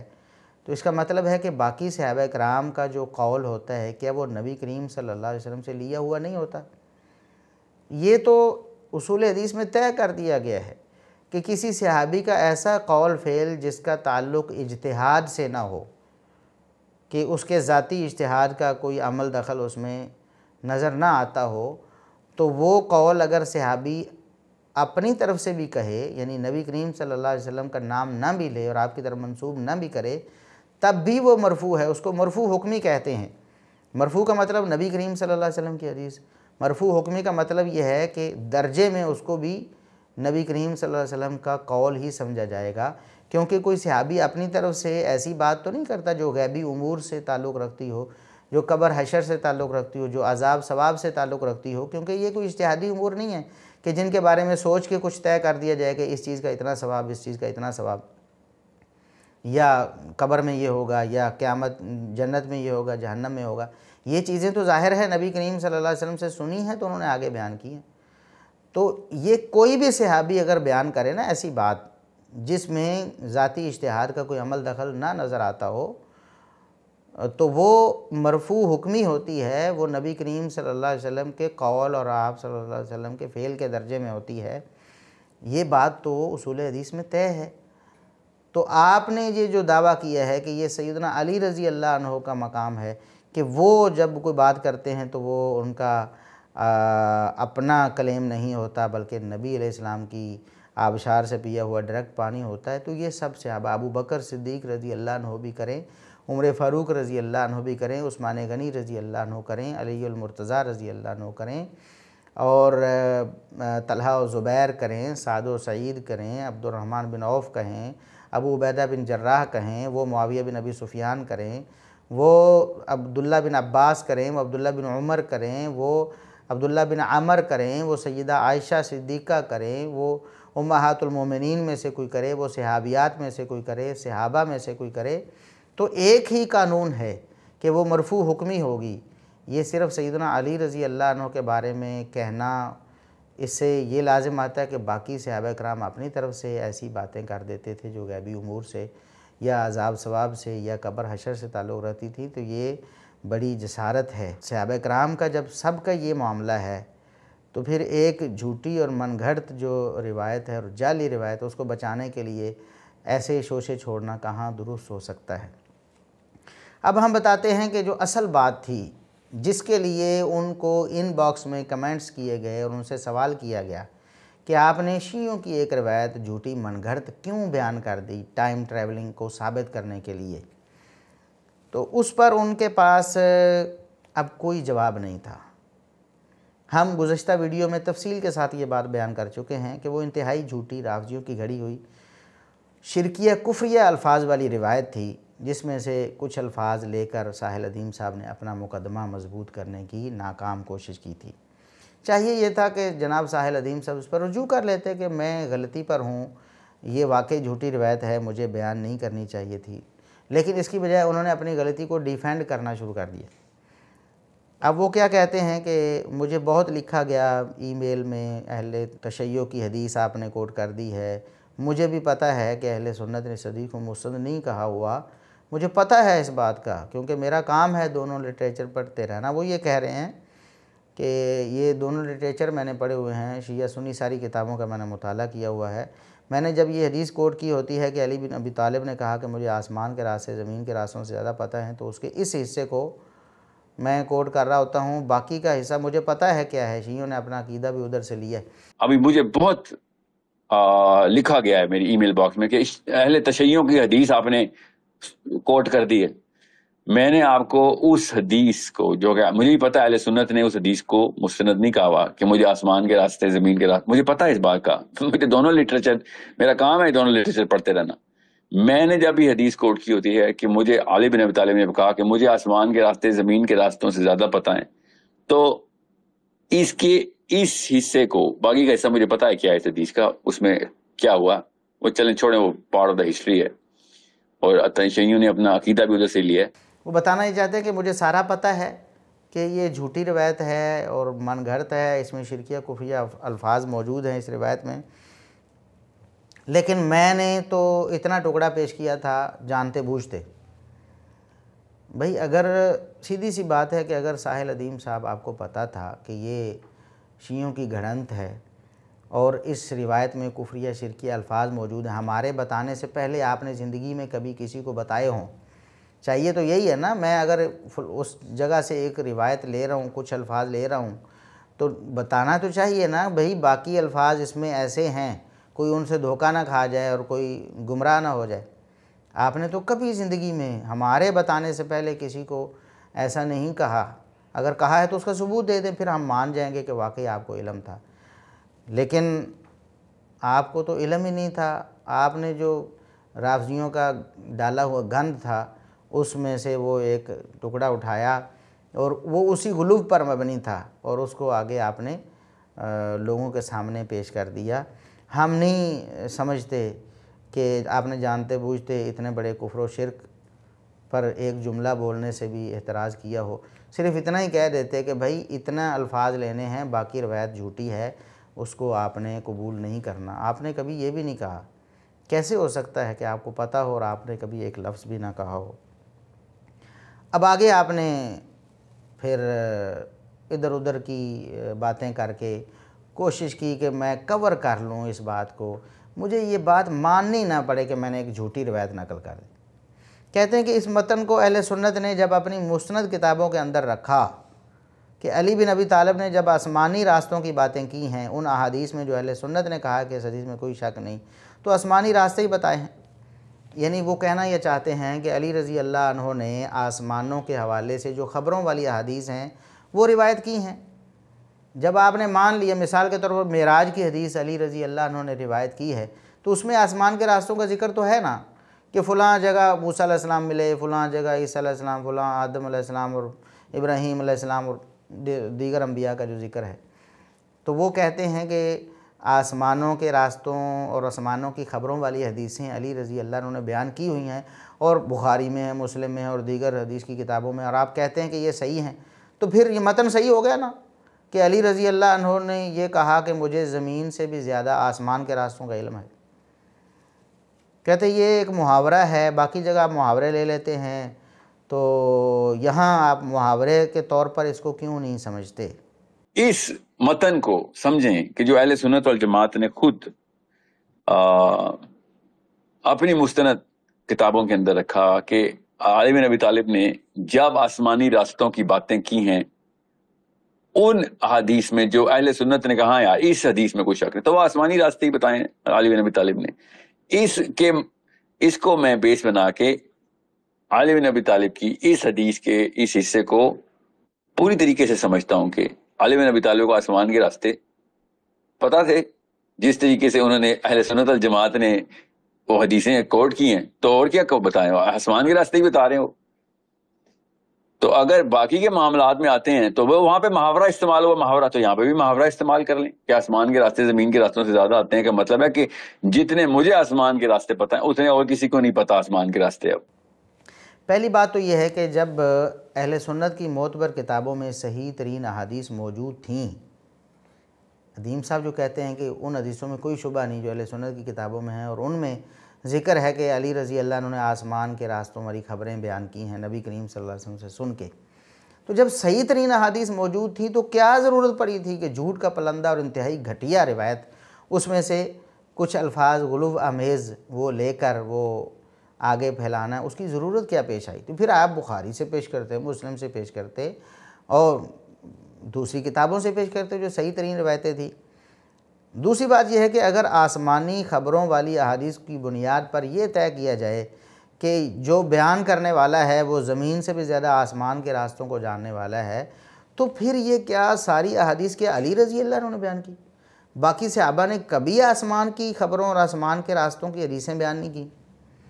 अगर हदीस बयान करने से ये जुमला सादिक आ जाता है कि ज़मीन से ज़्यादा आसमान के रास्ते इसको मालूम हैं, तो फिर बाकी जो सहाबा ने रिवायात की हैं, आसमान के हालात बयान किए हैं, आसमानों की तादाद बयान की है, वहाँ अंबिया के मकामात बयान किए हैं, वहाँ के हालात व वाक़यात बयान किए हैं, तो वो सारे सहाबा भी फिर इसी जुमले के मिस्दाक होंगे कि नहीं? फिर आपने सिर्फ अली रज़ी अल्लाह अन्हु के बारे में ये रवाफ़िज़ से फिर ये ब्रेन वाशिंग आपकी हुई ना कि रवाफ़िज़ तो सिर्फ सैयदना अली रज़ी अल्लाह अन्हु के लिए फिर ये फजीलत मानेंगे, बाकी सहाबा के लिए तो नहीं मानेंगे, और आप भी उनके नक्शे कदम पर सिर्फ अली रज़ी अल्लाह अन्हु को ख़ास करेंगे। जब हदीस रिवायत करने से ये जुमला फिट आ सकता है तो बाकी सहाबा पर फिट क्यों नहीं आता? अच्छा, मैं यहाँ आपको ये अर्ज़ करता हूँ कि सिर्फ मिराज की हदीस अगर आप देखें किन किन सहाबा से मरवी है। सैयदना अनस बिन मालिक रज़ी अल्लाह अन्हु से निस्बतन ज़्यादा रिवायात आती हैं। सैयदना अली रज़ी अल्लाह अन्हु समेत बाकी सहाबा से ज़्यादा रिवायात सैयदना अनस बिन मालिक रज़ी अल्लाह अन्हु से मरवी। इस तरह सैयदना मालिक बिन सासा हैं, सैयदना अबू ज़र हैं, सैयदना बुरैदा हैं, सैयदना जाबिर हैं, सैयदना अबू हुरैरा हैं, सैयदना अब्दुल्ला बिन अब्बास हैं, सैयदना हुज़ैफ़ा बिन यमान हैं, सैयदना अब्दुल्ला बिन मसऊद हैं, सैयदा आयशा रज़ी अल्लाह अन्हा हैं, सैयदना उबई बिन काब रज़ी अल्लाह अन्हु हैं, तो दीगर सहाबा हैं। मैं आपको हाफिज़ बिन कसीर रहमतुल्लाह अलैह की इबारत सुना देता हूँ। सूरह बनी इसराइल की तफसीर में उन्होंने लिखा है कि एक इमाम हैं हाफिज़ अबुल ख़त्ताब उमर बिन देहिया, उन्होंने अपनी किताब अत-तनवीर फ़ी मौलिद सिराजिल मुनीर एक किताब लिखी है, उसमें उन्होंने मिराज वाली हदीस को ज़िक्र किया है सैयदना अनस रज़ी अल्लाह अन्हु की सनद से, और उस पर उन्होंने बड़ी लंबी चौड़ी बात की है, यानी शुरू शरह की है, उस पर फ़ायदे नकल किए हैं। तो वो मैंने आपको बताया ना कि सबसे ज़्यादा रिवायात निस्बतन सैयदना अनस रज़ी अल्लाह अन्हु से मरवी हैं। तो फिर सैयदना अनस रज़ी अल्लाह अन्हु के बारे में ये दावा होना चाहिए था कि उनको ज़मीन से ज़्यादा आसमान के रास्तों का इल्म है। भाई कैसी बातें करते हैं। आगे क्या फ़रमाते हैं कि हाफिज़ अबुल ख़त्ताब उमर बिन देहिया जो है उन्होंने कहा कि मिराज के हवाले से अहादीस मुतवातिर हैं। वो सैयदना उमर रज़ी अल्लाह अन्हु से, सैयदना अली रज़ी अल्लाह अन्हु से, सैयदना अब्दुल्ला बिन मसूद रज़ी अल्लाह अन्हु से, सैयदना अबू ज़र, सैयदना मालिक बिन सासा, अबू हुरैरा, अबू सईद इब्न अब्बास, शद्दाद बिन औस, उबई बिन काब, अब्दुर्रहमान बिन कुरत और इसी तरह दीगर सहाबा अब्दुल्ला बिन अमर हैं, जाबिर हैं, हुज़ैफ़ा हैं, बुरैदा हैं, अबू अय्यूब हैं, अबू उमामा हैं, समरा बिन जुंदुब हैं, सुहैब रूमी हैं, उम्मे हानी हैं, सैयदा आयशा हैं, सैयदा अस्मा हैं रज़ी अल्लाह अन्हुम अजमाइन। तो इन सब से मरवी हैं। अब बताएं कि सहाबा कराम का इतना बड़ा जम्मे गफ़ीर आसमानों की बातें इन लोगों को बता रहा है नबी करीम सल्लल्लाहु अलैहि वसल्लम से नकल करके, लेकिन आप उन सब को छोड़कर सिर्फ़ एक के बारे में कहते हैं, ये क्लेम करते हैं कि उनको ज़मीन से ज़्यादा आसमान के रास्तों का इल्म था, या ये आप बात सैयदना अली रज़ी अल्लाह अन्हु के मुँह में डालते हैं कि उन्होंने नऊज़ुबिल्लाह ये कहा कि मुझे ज़मीन से ज़्यादा आसमान के रास्तों का इल्म है। तो कितनी बड़ी ज़्यादती है। ख़ुद आपकी जो अकली लॉजिक है उसके मुताबिक भी ये बिल्कुल बोधी बात है और बिल्कुल बेहकीकत हो गई है। तो अल्लाह ताला आपको हिदायत दे, आप क्यों राफ़िज़ियों की बातों में आकर उनके अकायद व नज़रिया को प्रमोट कर रहे हैं और अपनी गलती मानने के लिए तैयार नहीं हैं। कितनी सादा सी बात थी, आप कह देते भी वाकई शीयों की किताब थी तो मैंने उससे हवाला नकल कर दिया। और ख़ुद वैसे आप कहते हैं कि अस्मा और रिजाल जनाब मैं तो यूँ करता हूँ। वो कहते हैं कि मैं अस्मा और रिजाल की बहुत तरवीज करता हूँ और हर गुमराही का तोड़ मैं अस्मा और रिजाल से निकालता हूँ। अब उनके ये जो अल्फाज हैं आप ख़ुद समाअत फरमा सकते हैं। अहले सुन्नत वल जमात जो अपने आप को कहते हैं हमारे पास हक का इल्म है अस्मा और रिजाल के थ्रू, ठीक है, मैं जितनी अस्मा और रिजाल की तरवीज करता हूँ शायद कम स्टूडेंट्स हैं जो इस तरीके से एथिज्म का और गामदीज़म का फराहीज़म का तोड़ भी अस्मा और रिजाल की बेसिस को ही बनाते हैं कि अगर अस्मा और रिजाल तोड़ दिया तो पीछे फिर हर हदीस ही मान लो, फिर तो मैं ख्वाब में भी कोई हदीस आई वो भी सुना सकता हूँ। आप अस्मा और रिजाल की बात हो रही है, the science of understanding the value of sanctity of any literature, any written text. उन्होंने पहले तो इस बात को तस्लीम किया है कि अस्मा और रिजाल का जो इल्म है वो कितना ज़रूरी है, कितना अहम है, और फिर उन्होंने कहा है कि शायद ही कोई इतना जो है वो तरवीज करता हो अस्मा और रिजाल की जितनी मैं करता हूँ। मैं गामदीज़म का रद्द करता हूँ, फराहीज़म का तोड़ जो है वो, मैं एथिज़म का तोड़ जो है वो अस्मा और रिजाल को बनाता हूँ, उसको बुनियाद। और फिर उन्होंने कहा कि अगर अस्मा और रिजाल को तोड़ दें तो फिर तो सारा कुछ बर्बाद हो जाएगा, फिर तो ख्वाब में भी कोई हदीस आए तो मैं सुना सकता हूँ, क्योंकि अस्मा और रिजाल को मैंने नहीं माना। यानी अस्मा और रिजाल जो है ये बुनियादी इल्म है, किसी भी बात की ऑथेंटिसिटी उसको प्रूव करना हो तो अस्मा और रिजाल के ज़रिए किया जाएगा। तो हम सवाल करते हैं जनाब साहिल अदीम साहब, अली रज़ी अल्लाह अन्हु की तरफ ये जो कौल आपने मंसूब किया ये झूठा कौल था, इसका अस्मा और रिजाल का सिलसिला ज़रा बयान करें, सनद ज़रा बयान करें, कौन से सच्चे लोग हैं जिन्होंने आपको ये बताया और आपने आगे धड़ से लोगों को फिर उसकी तरवीज व इशाअत शुरू कर दी। तो अस्मा और रिजाल की जो बात आपने जहाँ तक उसकी अहमियत और ज़रूरत की है तो हमें मेन वान तस्लीम है। हम तो कहते हैं इससे भी ज़्यादा है अस्मा और रिजाल की फ़जीलत, अहमियत और ज़रूरत। लेकिन हम आपसे ये गुजारिश करते हैं कि जिस इल्म के बारे में आप ख़ुद बेबहरा हैं तो उससे आप कैसे गुमराहियों को तोड़ कर लें। आपको पता ही नहीं अस्मा और रिजाल क्या है, आपको जो रिवायतें आप पढ़ रहे हैं और आपने लेक्चर में सुना रहे हैं, कम अज़ कम उनके जो रिजाल हैं उनका तो आपको पता होना चाहिए था ना। अगर वाकई आप प्रचार करते हैं और वाकई आप इसकी ये ज़रूरत और अहमियत तस्लीम करते हैं तो जो रिवायात आपने ख़ुद अपने लेक्चर्स में सुनाई हुई हैं उनके रिजाल के बारे में तो आपको पता होना चाहिए कि नहीं। तो हम कुछ रिवायात जो हैं वो आपके सामने रखेंगे जो आपने बयान की हुई हैं। तफसील तो हम आगे जाके करने वाले हैं, यहाँ हम आपको सिर्फ इतना इख्तसारन बता देते हैं कि एक रिवायत ऐसी आपने पेश की इसी अपने दूसरे लेक्चर में जिसको हम अभी डिस्कस कर रहे हैं, उसमें आपने एक ऐसी रिवायत पेश की जिसके बारे में रावी के बारे में आइम्मा ने कहा कि ये फ़लाँ शख्स से बयान करे तो झूठी रिवायतें होती हैं, मनगढ़ंत होती हैं रिवायतें इसकी। यानी जब ये फ़लाँ से रिवायत करता है तो इसकी बयान करदा रिवायत झूठी और मनगढ़ंत होगी।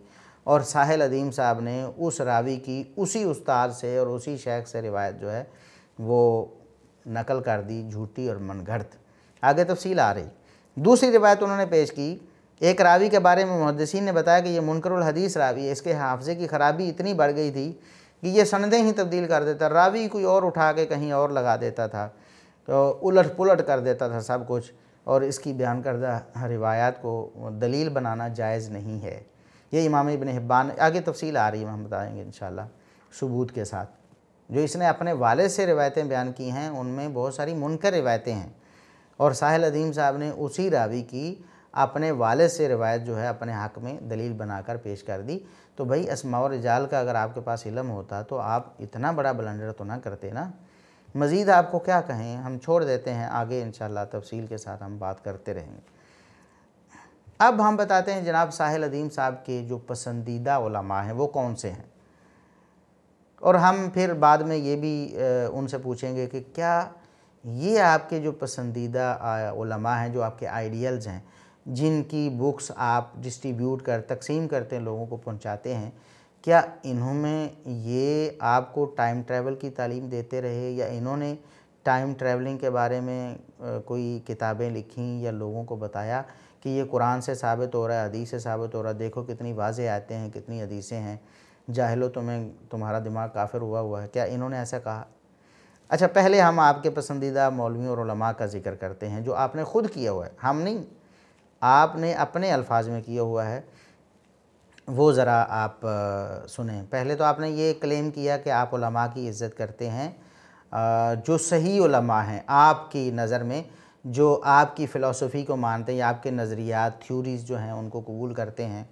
आपने कहा मैं उलमाए किराम की जिस लेवल पे तकरीम करता हूँ, वो चाहे बरेलवी हों, देवबंदी हों, शिया हों, सुन्नी हों, आई डोंट केयर उसका मसलक क्या है, और जब उसकी एक्सप्लेनेशन जो है वो साइंटिफिक तरीके से सही होगी तो मैं उसको मतलब उसकी इज़्ज़त करूँगा, उसकी तकरीम करूँगा। और मैं उलमा इकराम की उन नामों की जिस लेवल पे तकरीम करता हूँ, चाहे वो बरेलवी हो, चाहे वो देवबंदी हो, चाहे वो शिया हो, चाहे वो सुन्नी हो, आई डोंट केयर कि उसका मसलक क्या, अगर वो एक्सप्लेनेशन थ्रू दो साइंटिफिक इंस्ट्रूमेंट्स ऑफ लिटरेचर सही दे रहा है और फिलॉसफी को उस मतन के अंदर रख रहा है कि जिस मतन के अंदर कुरान पाक और हदीस का लिटरेचर कॉन्ट्राडिक्ट नहीं होता, तो फिर ठीक है। फिर आपने उनके नाम भी बताए। चलो हम आपकी ज़ुबानी सुनते हैं कि किन उलमा को आप आइडियल समझते हैं या जिनकी आप इज़्ज़त करते हैं, वो कौन से उलमा है? आपकी ज़ुबानी सुनना चाहिए ना, नाज़रीन भी चाहते हैं कि आपकी ज़ुबानी सुने। चलें आप बताएं ज़रा। मैंने कहा ना मौदूदी साहब की किताब पढ़ेंगे, या मैं मुफ्ती सूफी मौलवी इसहाक साहब को मैं कहता हूँ ना, मेरा ये दावा है to all of those people who are avid listeners of intellectual Islam कि जो मौलवी इसहाक साहब की कोई भी वीडियो के 10 मिनट सुन लेता ना, वो मरूब हो जाता है, वो कन्विंस हो जाता है। He is that logical, he is that eloquent. ठीक है, मौलवी इसहाक साहब की बात कर रहा हूँ, specially his work against the Qadiani philosophy, जो उनकी पकड़ है। खैर बहरहाल वो तो एक शोबा है, उनकी और भी बड़ी शोबों पे पकड़ बहुत ज़बरदस्त है। जी नाज़रीन, आपने सुना, उन्होंने कहा कि मुफ्ती इसहाक साहब यानी इसहाक झालवी साहब की बात कर रहे हैं। वो कहते हैं मेरा दावा है कि जो उनकी 10 मिनट की वीडियो सुन लेता है, मरूब हो जाता है, कन्विंस हो जाता है। हमने तो पता नहीं कितने घंटों की सुनी है, झूठ के पलंदे, सहाबा दुश्मनी, ख़त्म नबूवत पे डाके, ये सारा कुछ मतलब हम आगे डिस्कस करते हैं। कहते हैं कि मौलवी इसहाक साहब की बात कर रहा हूँ, specially he worked against Qadianis, यानी उन्होंने कादियानियों के ख़िलाफ़ बड़ा काम किया है और ये एक शोबा है, कई जगहों पर उनकी बड़ी पकड़ है, वगैरह वगैरह वगैरह। तो ये सारी बातें, और फिर आगे उन्होंने उनकी तारीफ़ में ज़मीन व आसमान के किलाबे मिलाए हैं। मैं अपने तौर पे एज अ स्टूडेंट बता रहा हूँ कि मैंने मौदूदी साहब को जितना पढ़ा है ना, I was very inspired by the way he was giving the direction. But the core at which Ishaq Saab went, even though he considered himself just a mere student of Maududi Saab, but the way Allah Ta'ala ne gift diya tha Ishaq Saab ko, his brain comprehended the philosophy through the Seerah and the Ahadith. इससे बड़ा asset नहीं इस पाकिस्तान की सरजमीन पे मैंने literary जिसका छपा हुआ हो काम या जो मेरे मुशाहिदे में आया हो, मेरा क्या ही मुशाहिदा होना, खैर मेरी क्या औकात, मगर द वे ही, क्योंकि ये लेटर आलिम है तो इनके पास सारा लिटरेचर था। 200 साल 300 साल पहले के उलमा के पास सारा लिटरेचर नहीं होता था, आजकल की मामलात ऐसे थे प्रिंटिंग प्रेस की वजह से and all of that technology. He had the time and the grit to compile all of this. तो उन्होंने जिस तरीके से इंटरप्रेट किया कोर ऑफ फिलॉसफी को, बाकी के मामलात में साइंस को तो वो भी नहीं मानते थे। अभी इसहाक साहब के स्टूडेंट्स भी मुझे बड़ा ब्लेटेंट क्रिटिसिज्म करते हैं कि आपने इस्लाम में वो साइंस की निकालनी शुरू कर दी है। मैंने कहा निकाली है। अब हम आपको नाज़रीन बताते हैं कि बिल्ली देखें थैले से बाहर आ गई है ना। सबसे पहले यानी इनके जो आइडियल उलमा हैं उनको तो देखें आप। इसहाक झालवी साहब, उनके अंदर क्या क्वालिटी थी सिवाय सहाबा दुश्मनी के, गालियाँ देने के, सहाबा को बुरा भला कहने के और ख़त्म नबूवत पर डाका मारने के। इस पर हमारी अल्हम्दुलिल्लाह वीडियोज़ मौजूद हैं, इसहाक झालवी पर के अकायद व नज़रियात पर भी, और उनके ख़त्म नबूवत पे जो उन्होंने डाका मारा है ना।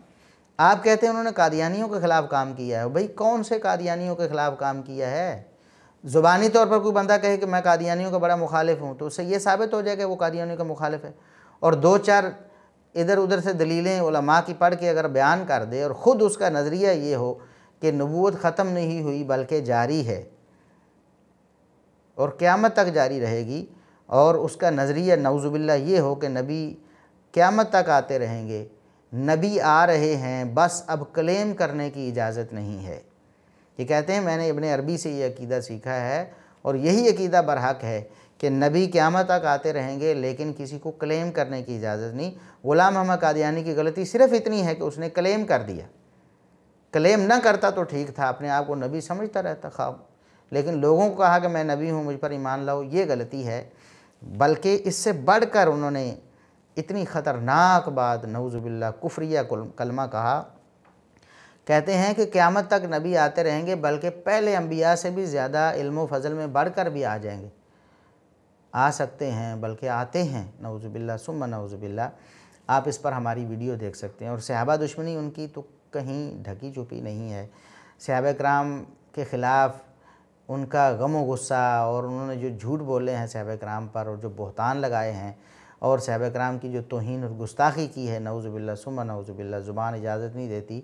आप यूट्यूब पे हमारी वीडियोज़ में उनके क्लिप्स सुन सकते हैं कि किस कदर बदज़ुबानी की है उन्होंने सहाबा कराम के ख़िलाफ़।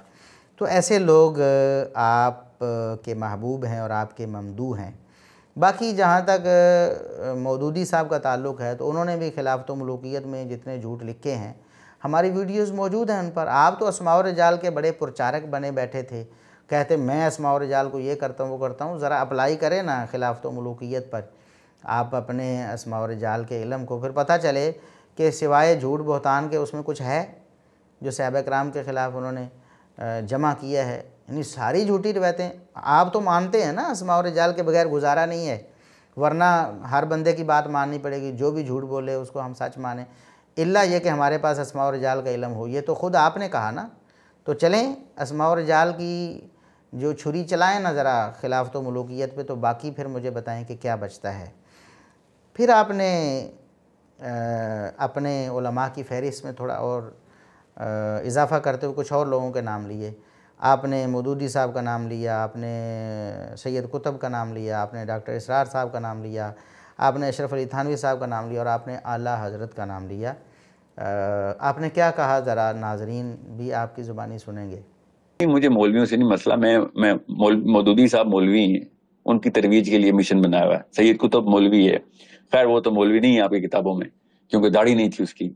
डॉक्टर इसरार मौलवी है ना, इससे ज़्यादा क्या मौलवी कोई होगा। और क्या क्या बताऊं आपको, मैंने तो अशरफ अली थानवी साहब की किताबें लोगों में बांट रहा हूँ, आला हज़रत की किताबें लोगों में बांट रहा हूँ। जी, आपने पसंदीदा उलमा के नाम सुने।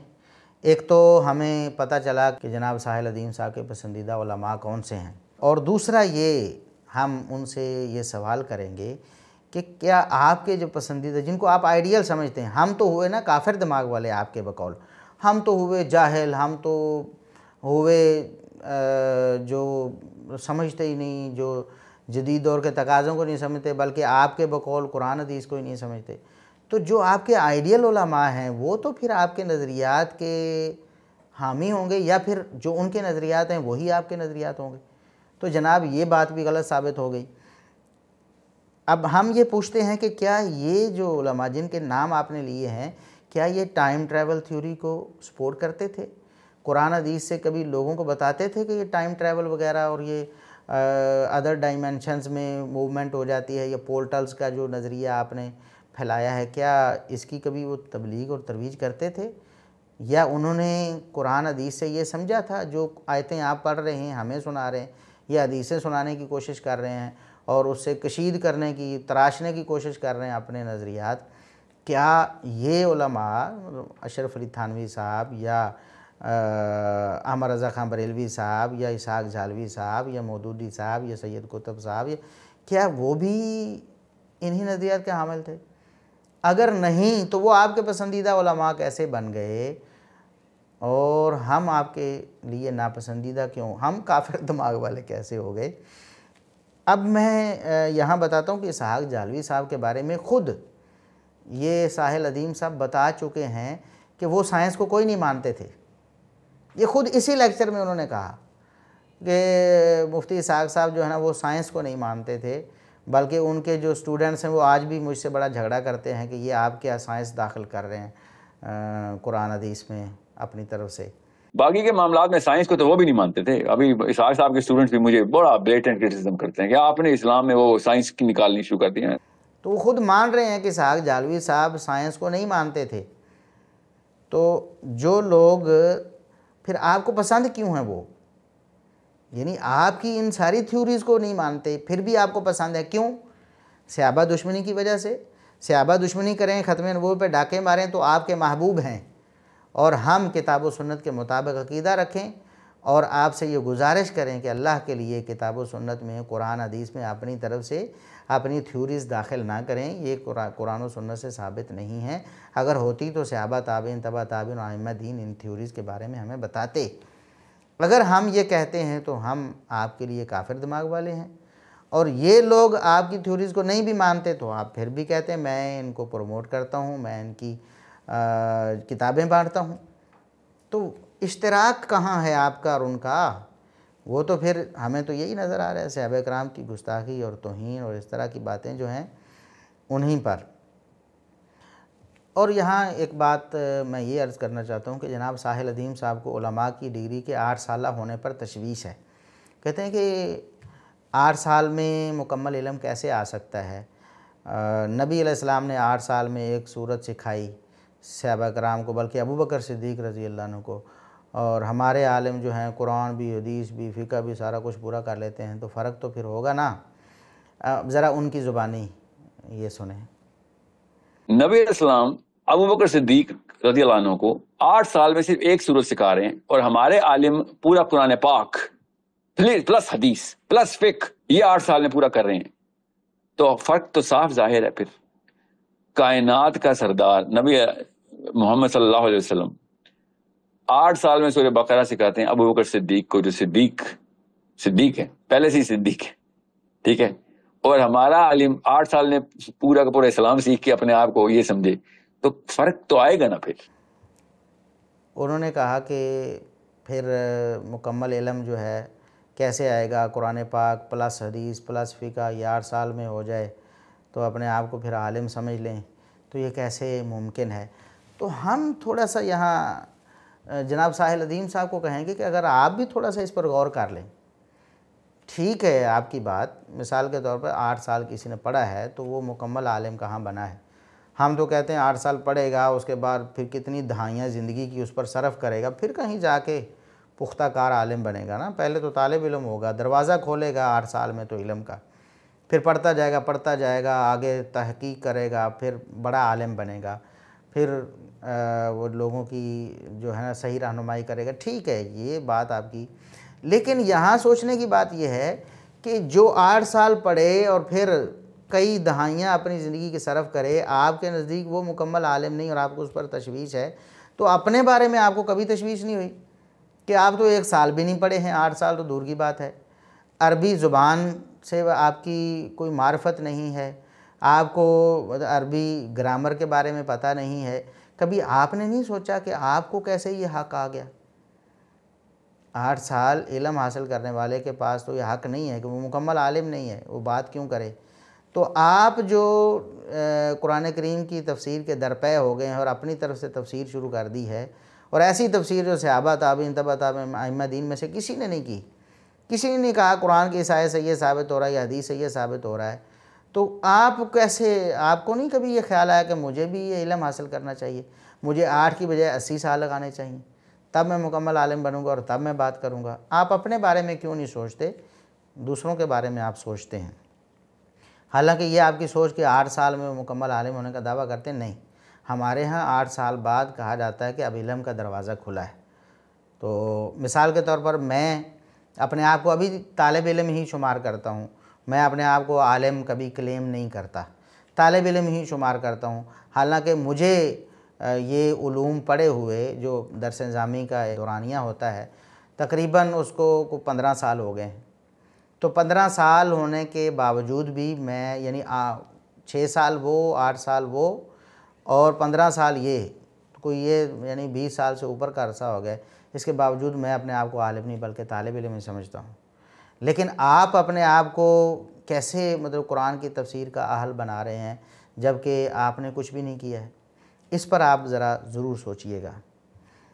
और फिर आपने इंग्लिश के हवाले से ये कहा कि मैं इंग्लिश में टाइम ट्रैवलिंग वगैरह पे मैंने लेक्चर दिए हैं, सूरह कहफ की तफसीर की है। वो इंग्लिश में इसलिए की है कि इन मौलवियों के कानों में ना पड़े, ये अपने कामों में ज़रा मसरूफ़ रहें, मेरी बातें ना हो, क्योंकि ये मेरे फिर ख़िलाफ़ हो जाएंगे। हालांकि इंग्लिश ना आना ये कोई महरूमी नहीं है, आप ख़ुद ये बात मान चुके हैं कि इंग्लिश आना कोई शरफ़ की बात नहीं है, लेकिन हम आपको बताते हैं कि अरबी ज़ुबान ना आना ये बहुत बड़ी महरूमी है। इंग्लिश ना आना ये कोई महरूमी नहीं और इंग्लिश आना कोई शरफ़ नहीं, लेकिन अरबी ज़ुबान से महरूमी जो है ना, ये बहुत बड़ा नुकसान है और बहुत बड़ी महरूमी है। आप इस बारे में फ़िक्र क्यों नहीं करते? आपने इंग्लिश सीखी है, इतना अरसा हो गया ज़िंदगी में, इंग्लिश के हवाले से आपको वक़्त देते, तो आप अरबी ज़ुबान को कुछ वक़्त दें। हमने अल्हम्दुलिल्लाह वर्चुअल इस्लामिक यूनिवर्सिटी के नाम से एक इदारा बनाया और हम उसमें फ़्री तालीम दे रहे हैं। अरबी ज़ुबान खुसूसन उस पर महारत होती, ग्रामर पर, सीगों पर, तरकीबों पर, तो आप चंद महीनों में देखेंगे कि वाकई आपको अरबी पर गिरफ्त हो रही है। हमारा जो 3 सेमेस्टर्स पर मुश्तमिल 18 माह का सिलेबस है, तो अरबी के हवाले से काफ़ी हद तक मतलब आपको अबूर हो जाता है। जितनी आपको इंग्लिश आती है इंशाल्लाह इतनी अरबी भी आ जाएगी आपको, अगर आप 18 माह हमें दें वक़्त, और ऑनलाइन अपने घर बैठे भी पढ़ सकते हैं। और फिर अगर आप 4 साल पूरे पढ़ लें, यानी 8 सेमेस्टर्स हमारे पास पढ़ लें, तो इंशाल्लाह आप एक तालिब इल्म ज़रूर बन जाएंगे, यानी इल्म की राहें आप पर खुल जाएंगी। फिर आप भी तफसीर पढ़ सकते हैं, हदीस पढ़ सकते हैं, अरबी को बग़ैर किसी से पूछे समझ सकते हैं, इबारत पढ़ सकते हैं। तो आप क्यों नहीं तवज्जो देते अरबी पर? आपको पता है, आप मानते भी हैं कि ये महरूमी है, तो क्योंकि मैंने बार बार ये सुनता रहूँ, आप बहुत से अल्फाज जो हैं वो इंतहाई गलत बोलते रहे। मिसाल के तौर पर नबी करीम सल्लल्लाहु अलैहि वसल्लम की बोसत आप बोलते रहे कि बोसत के बाद ऐसा हुआ, ऐसा हुआ। अभी बोसत नहीं हुई थी ना। ये लफ्ज़ बोसत नहीं है, ये बासत है या बेअसत है। बासत फसीह है लेकिन बेअसत भी दुरुस्त है, लेकिन बोसत ये तो बिल्कुल गलत है, दुरुस्त नहीं है। सहाबा और सहाबा, सहाबा भी दुरुस्त है, सहाबा भी दुरुस्त है, स्वाद पर ज़बर भी और ज़ेर भी। सुहाबा गलत है, सुहाबा नहीं कहा जा सकता, तो ऐसे ही बोसत नहीं कहा जा सकता। तो आप अरबी ज़ुबान पर तवज्जो दें। जब आप अरबी ज़ुबान पर महारत हासिल कर जाएंगे, फिर आप पढ़ेंगे, तफासीर भी पढ़ेंगे, आप हदीस भी पढ़ेंगे और आपको उस ज़ख़ीरे तक डायरेक्ट रसाई हासिल हो जाएगी। फिर आपको पता चलेगा, फिर आप तफसीर इब्न कसीर भी अरबी में पढ़ लेंगे। अब उसकी तो चूँकि ट्रांसलेशन हो गई है, आप पढ़ लें, लेकिन तफसीर इब्न कसीर है, तफसीर तबरी है, इब्न जरीर जो है, इस तरह दीगर तफसीरें जो हैं उन तक भी आपकी रसाई हो जाएगी जो उर्दू में ट्रांसलेट नहीं हुई हैं। तो इसलिए बहुत सारी बातें जो हैं आप ऐसी कर जाते हैं जिनका आपको पता ही नहीं होता और आप की फ़ीड नहीं होती। तो आप अरबी ज़ुबान पर तवज्जो दें, ये हमारी गुजारिश है। अब हम यहाँ ये अर्ज़ करेंगे कि सहाबा किराम रिज़वानुल्लाहि अलैहिम अजमाइन के हवाले से जब हमने आपसे गुजारिश की कि सहाबा किराम ने टाइम ट्रैवलिंग का कोई आपको कॉन्सेप्ट नहीं दिया और कोई ऐसी बात नहीं की, तो आपने वहाँ इंतहाई यानी गलत बयानी से काम लिया कि हमने तो सारे लेक्चर में ये ज़ोर दिया कि कुरान और हदीस में टाइम ट्रैवलिंग का अगर कोई सबूत होता, जैसा कि अदीम साहब का दावा है, तो फिर सहाबा किराम ज़रूर बताते। जिस चीज़ का इदराक सहाबा किराम को ना हुआ, ताबईन को ना हुआ, तबा ताबईन को ना हुआ, वो कुरान और सुन्नत की मुराद कैसे हो सकती है। और हमने साहिल अदीम साहब को इस बात पर अप्रीशिएट भी किया कि उन्होंने कहा था कि सहाबा किराम के एंगल से कुरान को देखना चाहिए, क्योंकि सहाबा किराम ने डायरेक्ट नबी करीम सल्लल्लाहु अलैहि वसल्लम से कुरान पाक पढ़ा था। तो हम इस नुक्ते पर उनसे मुत्तफ़िक़ थे और हमने बाकायदा हाईलाइट किया कि इस नुक्ते पर हमारा जनाब साहिल अदीम साहब से इत्तेफाक है। लेकिन किसी एक सहाबी से भी साहिल अदीम साहब साबित नहीं कर सके कि उन्होंने ऐसा कोई कौल कहा हो, कुरान की आयत की कोई तफसीर ऐसी की हो जो टाइम ट्रैवलिंग या फिर ये डायमेंशंस और पोर्टल्स के उनके नज़रिए को तक़वियत दे सके, ऐसी कोई बात। एक कौल उन्होंने सैयदना अली रज़ी अल्लाह अन्हु के हवाले से कोट किया था, जो कि हम बता चुके हैं कि वो शिरकिया और कुफ्रिया और इंतहाई झूठा और जाली है, ख़ुद साख्ता है। अब जब साहिल अदीम से मुकम्मल तौर पर फंस चुके थे और इस बात का उनके पास कोई जवाब नहीं था कि सहाबा किराम से साबित नहीं कर सकते थे, तो उन्होंने गलत बयानी करते हुए हमारी बात को बिल्कुल उलट दिया। हमने तो कहा था कि सहाबा किराम, सलफ़ सालिहीन, उलमाए उम्मत जो हैं, क्लासिकल इरा जिसे आप कहते हैं, उसमें उन्होंने आयात व अहादीस जो हैं वो सारी पढ़ी भी, लेकिन उनसे वो नहीं समझा जो साहिल अदीम साहब समझते हैं। तो साहिल अदीम साहब ने हमारी बात को उलट कर पेश किया। कहते हैं कि इन्होंने मेरे ऊपर ये एतराज़ किया है कि साहिल अदीम साहब ने कोई नई अहादीस सुन ली हैं जो हमारे उलमाए किराम ने नहीं सुनी। तो मैंने नौजुबिल्ला कोई नई किताब थोड़ी छपी है, कादियानियों के नए नबी आए हैं, हमारा कोई नया नबी नहीं आया, 1400 साल पहले से जो हदीस हैं वही हैं। क्या आपने हदीस की किताबें नहीं पढ़ी हुई? वो हमसे पूछ रहे हैं। फिर उन्होंने दूसरा एतराज़ किया कि वो साहिल अदीम साहब ने कोई नई अहदीस सुन ली हैं जो हमारे उलमा किराम ने नहीं सुनी। तो मैंने कोई नौजुबिल्ला कोई अब मतलब कोई नई किताब छपी है, वो कादियानियों के नबी आए नए, हमारा कोई नबी नया नहीं आया। हमारा 1400 साल पुराने हदीस की किताबें, नबी अलैहिस्सलाम ने जो हदीस की, आपके अपने आप को आलिम भी कहते हैं और हदीस नहीं पढ़ी हुई आपने। अंदाज़ा करें बात को किस तरह घुमा रहे हैं। हम तो कह रहे हैं कि हदीस वही हैं, कुरान की आयत वही हैं, लेकिन आप जो तफसीर कर रहे हैं वो गलत है। बात ये थी, तो इन्होंने ये बात बनाने की कोशिश की कि हमारे उलमा को क्यों नहीं पता, और ये तासुर दे रहे हैं कि ये जो चंद उलमा अभी मौजूद हैं शायद हम इनके बारे में कह रहे हैं कि अगर ये सही होता तो इनको पता होता। और भाई हम उलमाए उम्मत की बात कर रहे हैं, सहाबा किराम से लेकर आज तक। आप कोई मुहद्दिस, कोई मुफस्सिर, कोई इमाम दिखाएं जिसने ये कुरान की जिन आयतों से आप टाइम ट्रैवलिंग साबित कर रहे हैं उन्होंने भी टाइम ट्रैवलिंग साबित की हो, या जिनसे जो नज़रियात आप बनाने की कोशिश कर रहे हैं उन्होंने भी बनाए हों। हमारा मुतालबा ये था और अब भी हमारा ये मुतालबा है। तो जब आपसे वो जवाब नहीं बन पाया तो आप हमारे मौजूदा उलमा पे बरसना शुरू हो गए हैं कि ये जनाब अपने उलमा को सब कुछ समझते हैं और दूसरे फ़िरक़ों को। और भाई हमने तो फ़िरक़ों की बात ही नहीं की और हमारे आज के उलमा की बात ही नहीं। हम तो सहाबा ताबीन तबा ताबीन आइम्मा दीन की बात कर रहे हैं कि ये कुरान की आयतें उन्होंने समझी थी कि नहीं समझी थी। उन्होंने फिर क्यों नहीं बताया कि टाइम ट्रैवल हो सकता है, अपने बच्चों को क्यों नहीं समझाया, अपने शागिर्दों को क्यों नहीं बताया। और फिर बाद में अगर सहाबा किराम के पास ऐसा इल्म होता टाइम ट्रैवलिंग का, वाकई कोई बात होती, सहाबा किराम उसकी तबलीग करते, फिर ताबईन उसकी आगे तरवीज करते, फिर आगे तदवीन के दौर में आकर उस पर किताबें लिखी जाती, किताबें मुदव्वन होती, शाया होती, प्रिंट होती, कुछ भी नहीं। तो क्या उम्मत 1400 साल तक सोई रही और बस आप बेदार हुए 1400 साल बाद और आपने एक नया जो मामला है वो घड़ कर कुरान हदीस की तरफ मंसूब कर दिया। अब साहिल अदीम साहब ने एक और दावा किया, जब उनके पास सहाबा किराम से कोई कौल साबित नहीं हुआ ना इस हवाले से जिसमें उनके नज़रियात का कोई इस्तिदलाल होता हो या सबूत होता हो, तो उन्होंने एक कौल और सैयदना अली रज़ी अल्लाह अन्हु से मंसूब वो दाग दिया। एक कौल तो वो था ना जो राफ़ज़ियों ने घड़ा था और जिसके बारे में हम बात कर चुके हैं। अब उन्होंने बड़ी तरंग के साथ एक और कौल पेश कर दिया। कहने लगे कि आप अपने आप को आलिम भी कहते हैं और हदीस नहीं पढ़ी हुई आपने। मैं कह रहा हूँ कि अली बिन अबी तालिब अलैहिस्सलाम ने जब इरशाद फरमाया कि नूह अलैहिस्सलाम का पानी मुजर्रा कहकशां से ज़मीन पर आया, हालांकि ये मुजर्रा लफ्ज़ नहीं है, मजर्रा है मीम के फ़तह के साथ। उन्होंने बहरहाल कहा मुजर्रा कहकशां से ज़मीन पर आया है, आपने क्यों नहीं पढ़ी हुई है? आप अपने आप को आलिम क्यों कहते हैं? यानी सख्त गुस्से में हैं और कह रहे हैं कि आपने ये हदीस क्यों नहीं पढ़ी हुई? अपने आप को आलिम भी कहते हैं और हदीस नहीं पढ़ी हुई आपने।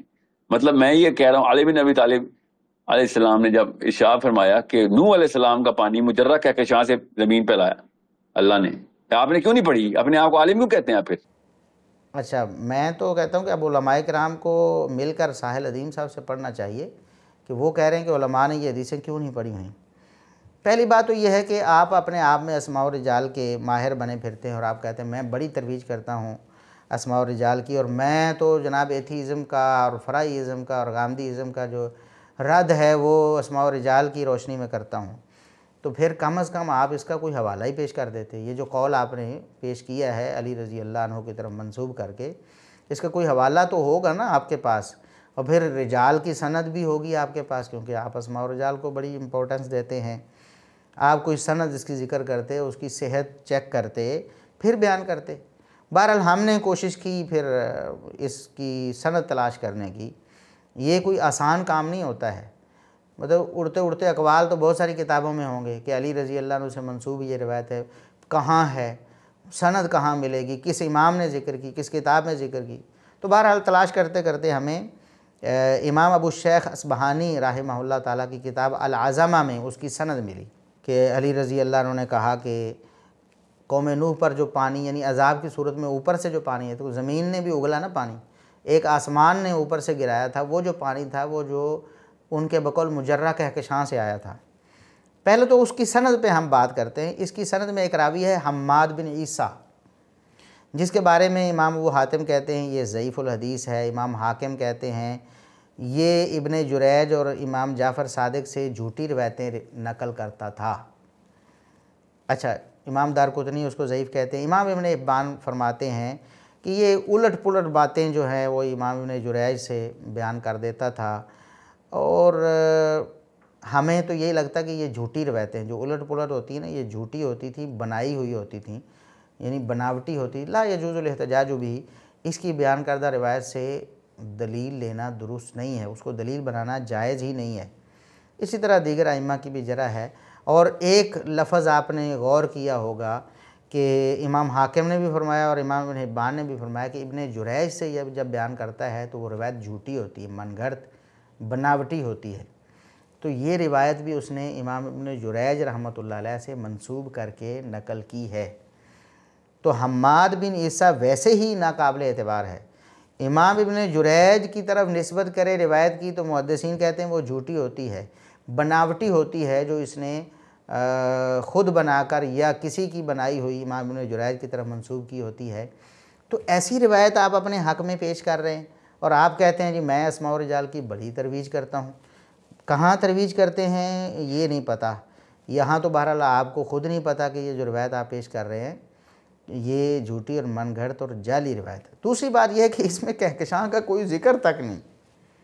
कैसे आपने कहकशां, सिर्फ अपने वो जो एक नज़रिया है उसको साबित करने के लिए, जो आपके जहन में एक बात बैठ गई, अब उसको कहकशां बना दिया आपने। ये जो कहकशां वाला मिर्च मसाला है ना, ये टाइम ट्रैवल थ्योरी को साबित करने के लिए आपने डाल दिया है। इस रिवायत में तो आसमान के दरवाज़े ही कहा गया है, यानी मजर्रा आसमान के दरवाज़ों को, क्योंकि यही रिवायत सैयदना अली रज़ी अल्लाह अन्हु से इसी किताब में दूसरी जगह आई है और उसमें ये अल्फाज हैं कि अली रज़ी अल्लाह अन्हु से मजर्रा के बारे में पूछा गया कि मजर्रा क्या है, तो उन्होंने कहा अबवाबुस समा, ये आसमान के दरवाज़े हैं। तो कहकशां का यहाँ कोई ज़िक्र नहीं है। और ये जो रिवायत है ये भी सख्त ज़ईफ़ रिवायत है। इसमें एक रावी हिलाल बिन अला है और वो अपने वालिद अला से मुनकर रिवायतें नकल करता है। यानी ये जो अपना हिलाल बिन अला अपने वालिद अला से बयान करेगा तो रिवायत मुनकर होगी, पक्की बात है। तो ऐसे रावियों की रिवायतें और उनमें भी कहकशां का ज़िक्र तक नहीं, और आप उसको सबूत के तौर पर ले आए हैं और हमारे ख़िलाफ़ पेश कर रहे हैं और बड़े दावे से। और मज़े की बात यह है, मैं आपको एक और बात बताऊं कि ये जो कौल इन्होंने सैयदना अली रज़ी अल्लाह अन्हु से मंसूब किया है, उसकी दोनों सनदें आपके सामने आ चुकी हैं कि वो झूठी और मनगढ़ंत रिवायतें हैं, यानी बिल्कुल पाया सबूत को नहीं पहुंचती। अली रज़ी अल्लाह अन्हु से ऐसा कुछ भी साबित नहीं है। साहिल अदीम साहब ने असल में ये कौल नकल इसलिए किया था कि इसको दलील बनाया जा सके कि अली रज़ी अल्लाह अन्हु जो आसमानों के रास्तों को जानते हैं ज़मीन से ज़्यादा, उसी कॉन्टेक्स्ट में उन्होंने ये कौल भी नकल किए हैं। मज़े की बात यह है कि ये कौल सैयदना अब्दुल्ला बिन अब्बास रज़ी अल्लाह अन्हुमा से भी मरवी है और इसी किताब में, और जो सनदें सैयदना अली रज़ी अल्लाह अन्हु के हवाले से पेश की गई हैं वो झूठी और मनगढ़ंत हैं, यानी साबित नहीं है। और फिर ऊपर इससे और ज़्यादा मज़े की बात यह है कि अल्लामा जलालुद्दीन सयूती रहमतुल्लाह अलैह ने असरारुल कौन नामी किताब लिखी, यानी कायनात के राज, उसमें उन्होंने ये रिवायतें नकल की सैयदना अली रज़ी अल्लाह अन्हु से भी और सैयदना अब्दुल्ला बिन अब्बास रज़ी अल्लाह अन्हुमा से भी। और उन्होंने सैयदना अली रज़ी अल्लाह अन्हु की रिवायत को जिक्र करके उसको सही नहीं कहा, क्योंकि वो आपके सामने हो। लेकिन आगे क्या कहते हैं, जब वो अली रज़ी अल्लाह अन्हु की रिवायत जिक्र करते हैं तो कहते हैं अखरजा अबू शैख मिन तुरुकिन अन अली इब्न अबी तालिब, कई सनदों से अली रज़ी अल्लाह अन्हु से नकल किया है अबू शैख ने। लेकिन आगे क्या कहते हैं, वह अखरजा अबू शैख बिसनदिन सहीह अन इब्न अब्बास, कि अब्दुल्ला बिन अब्बास रज़ी अल्लाह अन्हुमा से भी अबू शेख रहमतुल्लाह अलैह नकल किया, लेकिन सही सनद से नकल किया। अगर इस मुनकर और मनगढ़ंत कौल की बिना पर जो दो सनदें जिक्र की हैं झूठी, उनकी बिना पर अली रज़ी अल्लाह अन्हु को आसमान के रास्तों का माहिर माना जाए, तो फिर सही रिवायात की रोशनी में अब्दुल्ला बिन अब्बास रज़ी अल्लाह अन्हुमा को क्यों नहीं मानते? ऐलान करें ना आज कि अब्दुल्ला बिन अब्बास रज़ी अल्लाह अन्हुमा जो हैं वो आसमान के रास्तों के ज़मीन से भी ज़्यादा आलिम हैं, क्योंकि ये रिवायतें तो उनसे साबित हो गई। और उन रिवायतों में भी क्या है, मजर्रा जो है अबवाबुस समा को कहते हैं, यानी आसमान के दरवाज़ों को कहते हैं। इसमें भी किसी कहकशां का कोई ज़िक्र नहीं है। और अब आखिर में हम ये सवाल करते हैं कि कुरान और हदीस के जो दलाइल आप पेश कर रहे हैं, इस वीडियो में भी दोबारा से फिर उन्होंने वही रटी रटाई बातें 3-4, वो फ़लाँ देखें जी, फ़लाँ ऐसे है तो फ़लाँ ऐसे है, तो ये साबित करने की कोशिश की है कि मेरा जो नज़रिया है वो तो कुरान से साबित है, वो हदीसों से साबित है। ये मानते ही नहीं भाई। हम कुरान और हदीस को मानते हैं। पहले भी हमने ये कहा और आपने ख़ुद कहा कि सहाबा किराम के एंगल से कुरान को देखना पड़ेगा, तब सही समझ आएगा। तो हमने पहले भी कहा कि सहाबा किराम ने इन आयात से और इन अहादीस से ये नहीं समझा जो आपने समझा है। वो एंगल सहाबा किराम का है ही नहीं जो आपने अभी अपना बना लिया है। फिर भी आपने फिर दोबारा से ये बातें शुरू कर दी, वही राग आपने अलापा और कहा कुरान पाक में जब आयतों की आयतें आ रही कि आसमान के दरवाजे खुल जाएंगे जन्नतियों के लिए। कुरान पाक में जब आयतों की आयतें आ रही हैं कि आसमान के दरवाजे खुल जाएंगे जन्नतियों के लिए, भाई आसमान के दरवाजे जन्नतियों के लिए खुलेंगे, इससे क्या होता है? इससे टाइम ट्रैवल साबित हो गया। क्या साबित हुआ इससे? फिर कहते हैं कि मैंने एक एक आयत को सूरह कहफ की तमाम अहादीस के रेफरेंस तस्वीर बना बना के पेश करवाए हैं कि कहीं ये ना लगे कि ये मेरी तरफ से कोई ओपिनियन आ रही। एक एक आयत को सूरह कहफ की तमाम अहादीस के रेफरेंस तस्वीर बना बना के पेश करवाए हैं कि कहीं ये ना लगे कि मेरी तरफ से कोई ओपिनियन आ रही। भाई जब अहादीस को आपने कोट किया है, वो अहादीस तो पहले ही मुहद्दिसीन को मालूम है, उलमा उनको पहले ही बयान करते हैं। आपने कहाँ से ली हैं वो? आपको तो अरबी का भी इल्म नहीं, उलमा ने ही आपको बताया ना, तर्जमा किया है तब आपको पता चला। इंग्लिश में ट्रांसलेशन हुई है, उर्दू में तो उलमा ने की है ना, तब आपको पता चला ये हदीस भी हैं।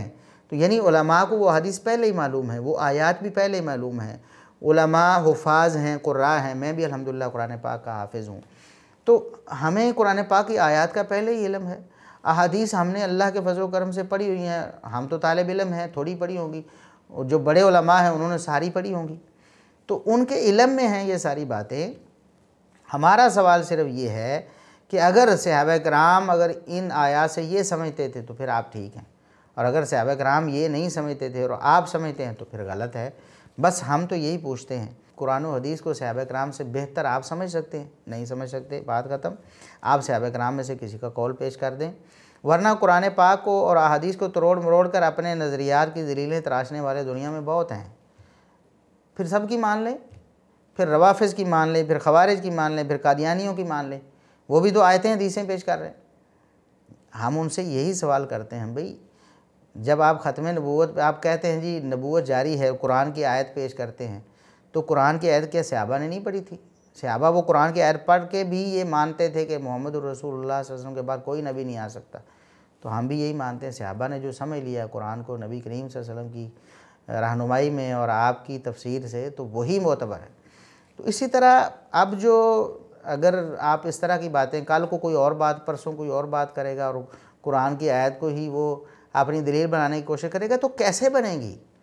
सवाल तो ये है कि सहाबा किराम को क्यों समझ नहीं आई? फिर उन्होंने क्यों नहीं कहा कि टाइम ट्रैवल होता है? कोई लफ्ज़ अरबी में भी ऐसा बना हुआ होगा फिर तो। अगर टाइम ट्रैवलिंग का नज़रिया शुरू से उम्मत में रहा तो अरबी में भी कोई इस्तिलाह होगी ना, वो बताएं हमें। और फिर तफसीर की किताबों में, हदीस की किताबों में, और फिर बाद में जो ज़ख़ीरा हमारा मुरतब हुआ इस्लामिक लिटरेचर का, उसमें भी फिर क्लासिकल इरा में भी उसकी मिसालें मौजूद होंगी। हमें भी दिखाएं, हम भी आपकी बात मान जाएंगे।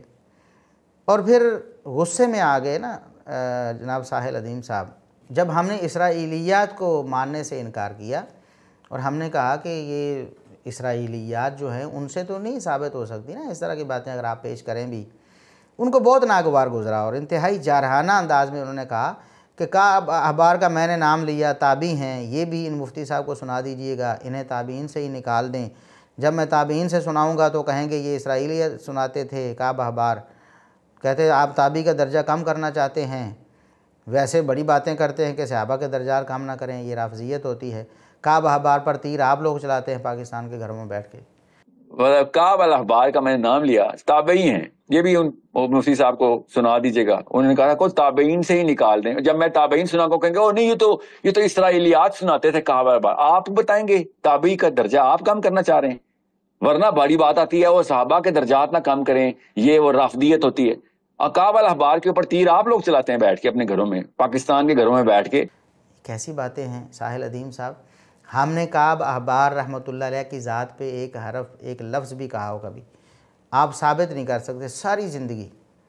काब अहबार रहमतुल्लाह अलैह की शख्सियत गैर मुतनाज़ा है, इत्तेफाकी है, वो अज़ीमुल मर्तबत ताबई हैं, वो काबिल एहतराम हैं।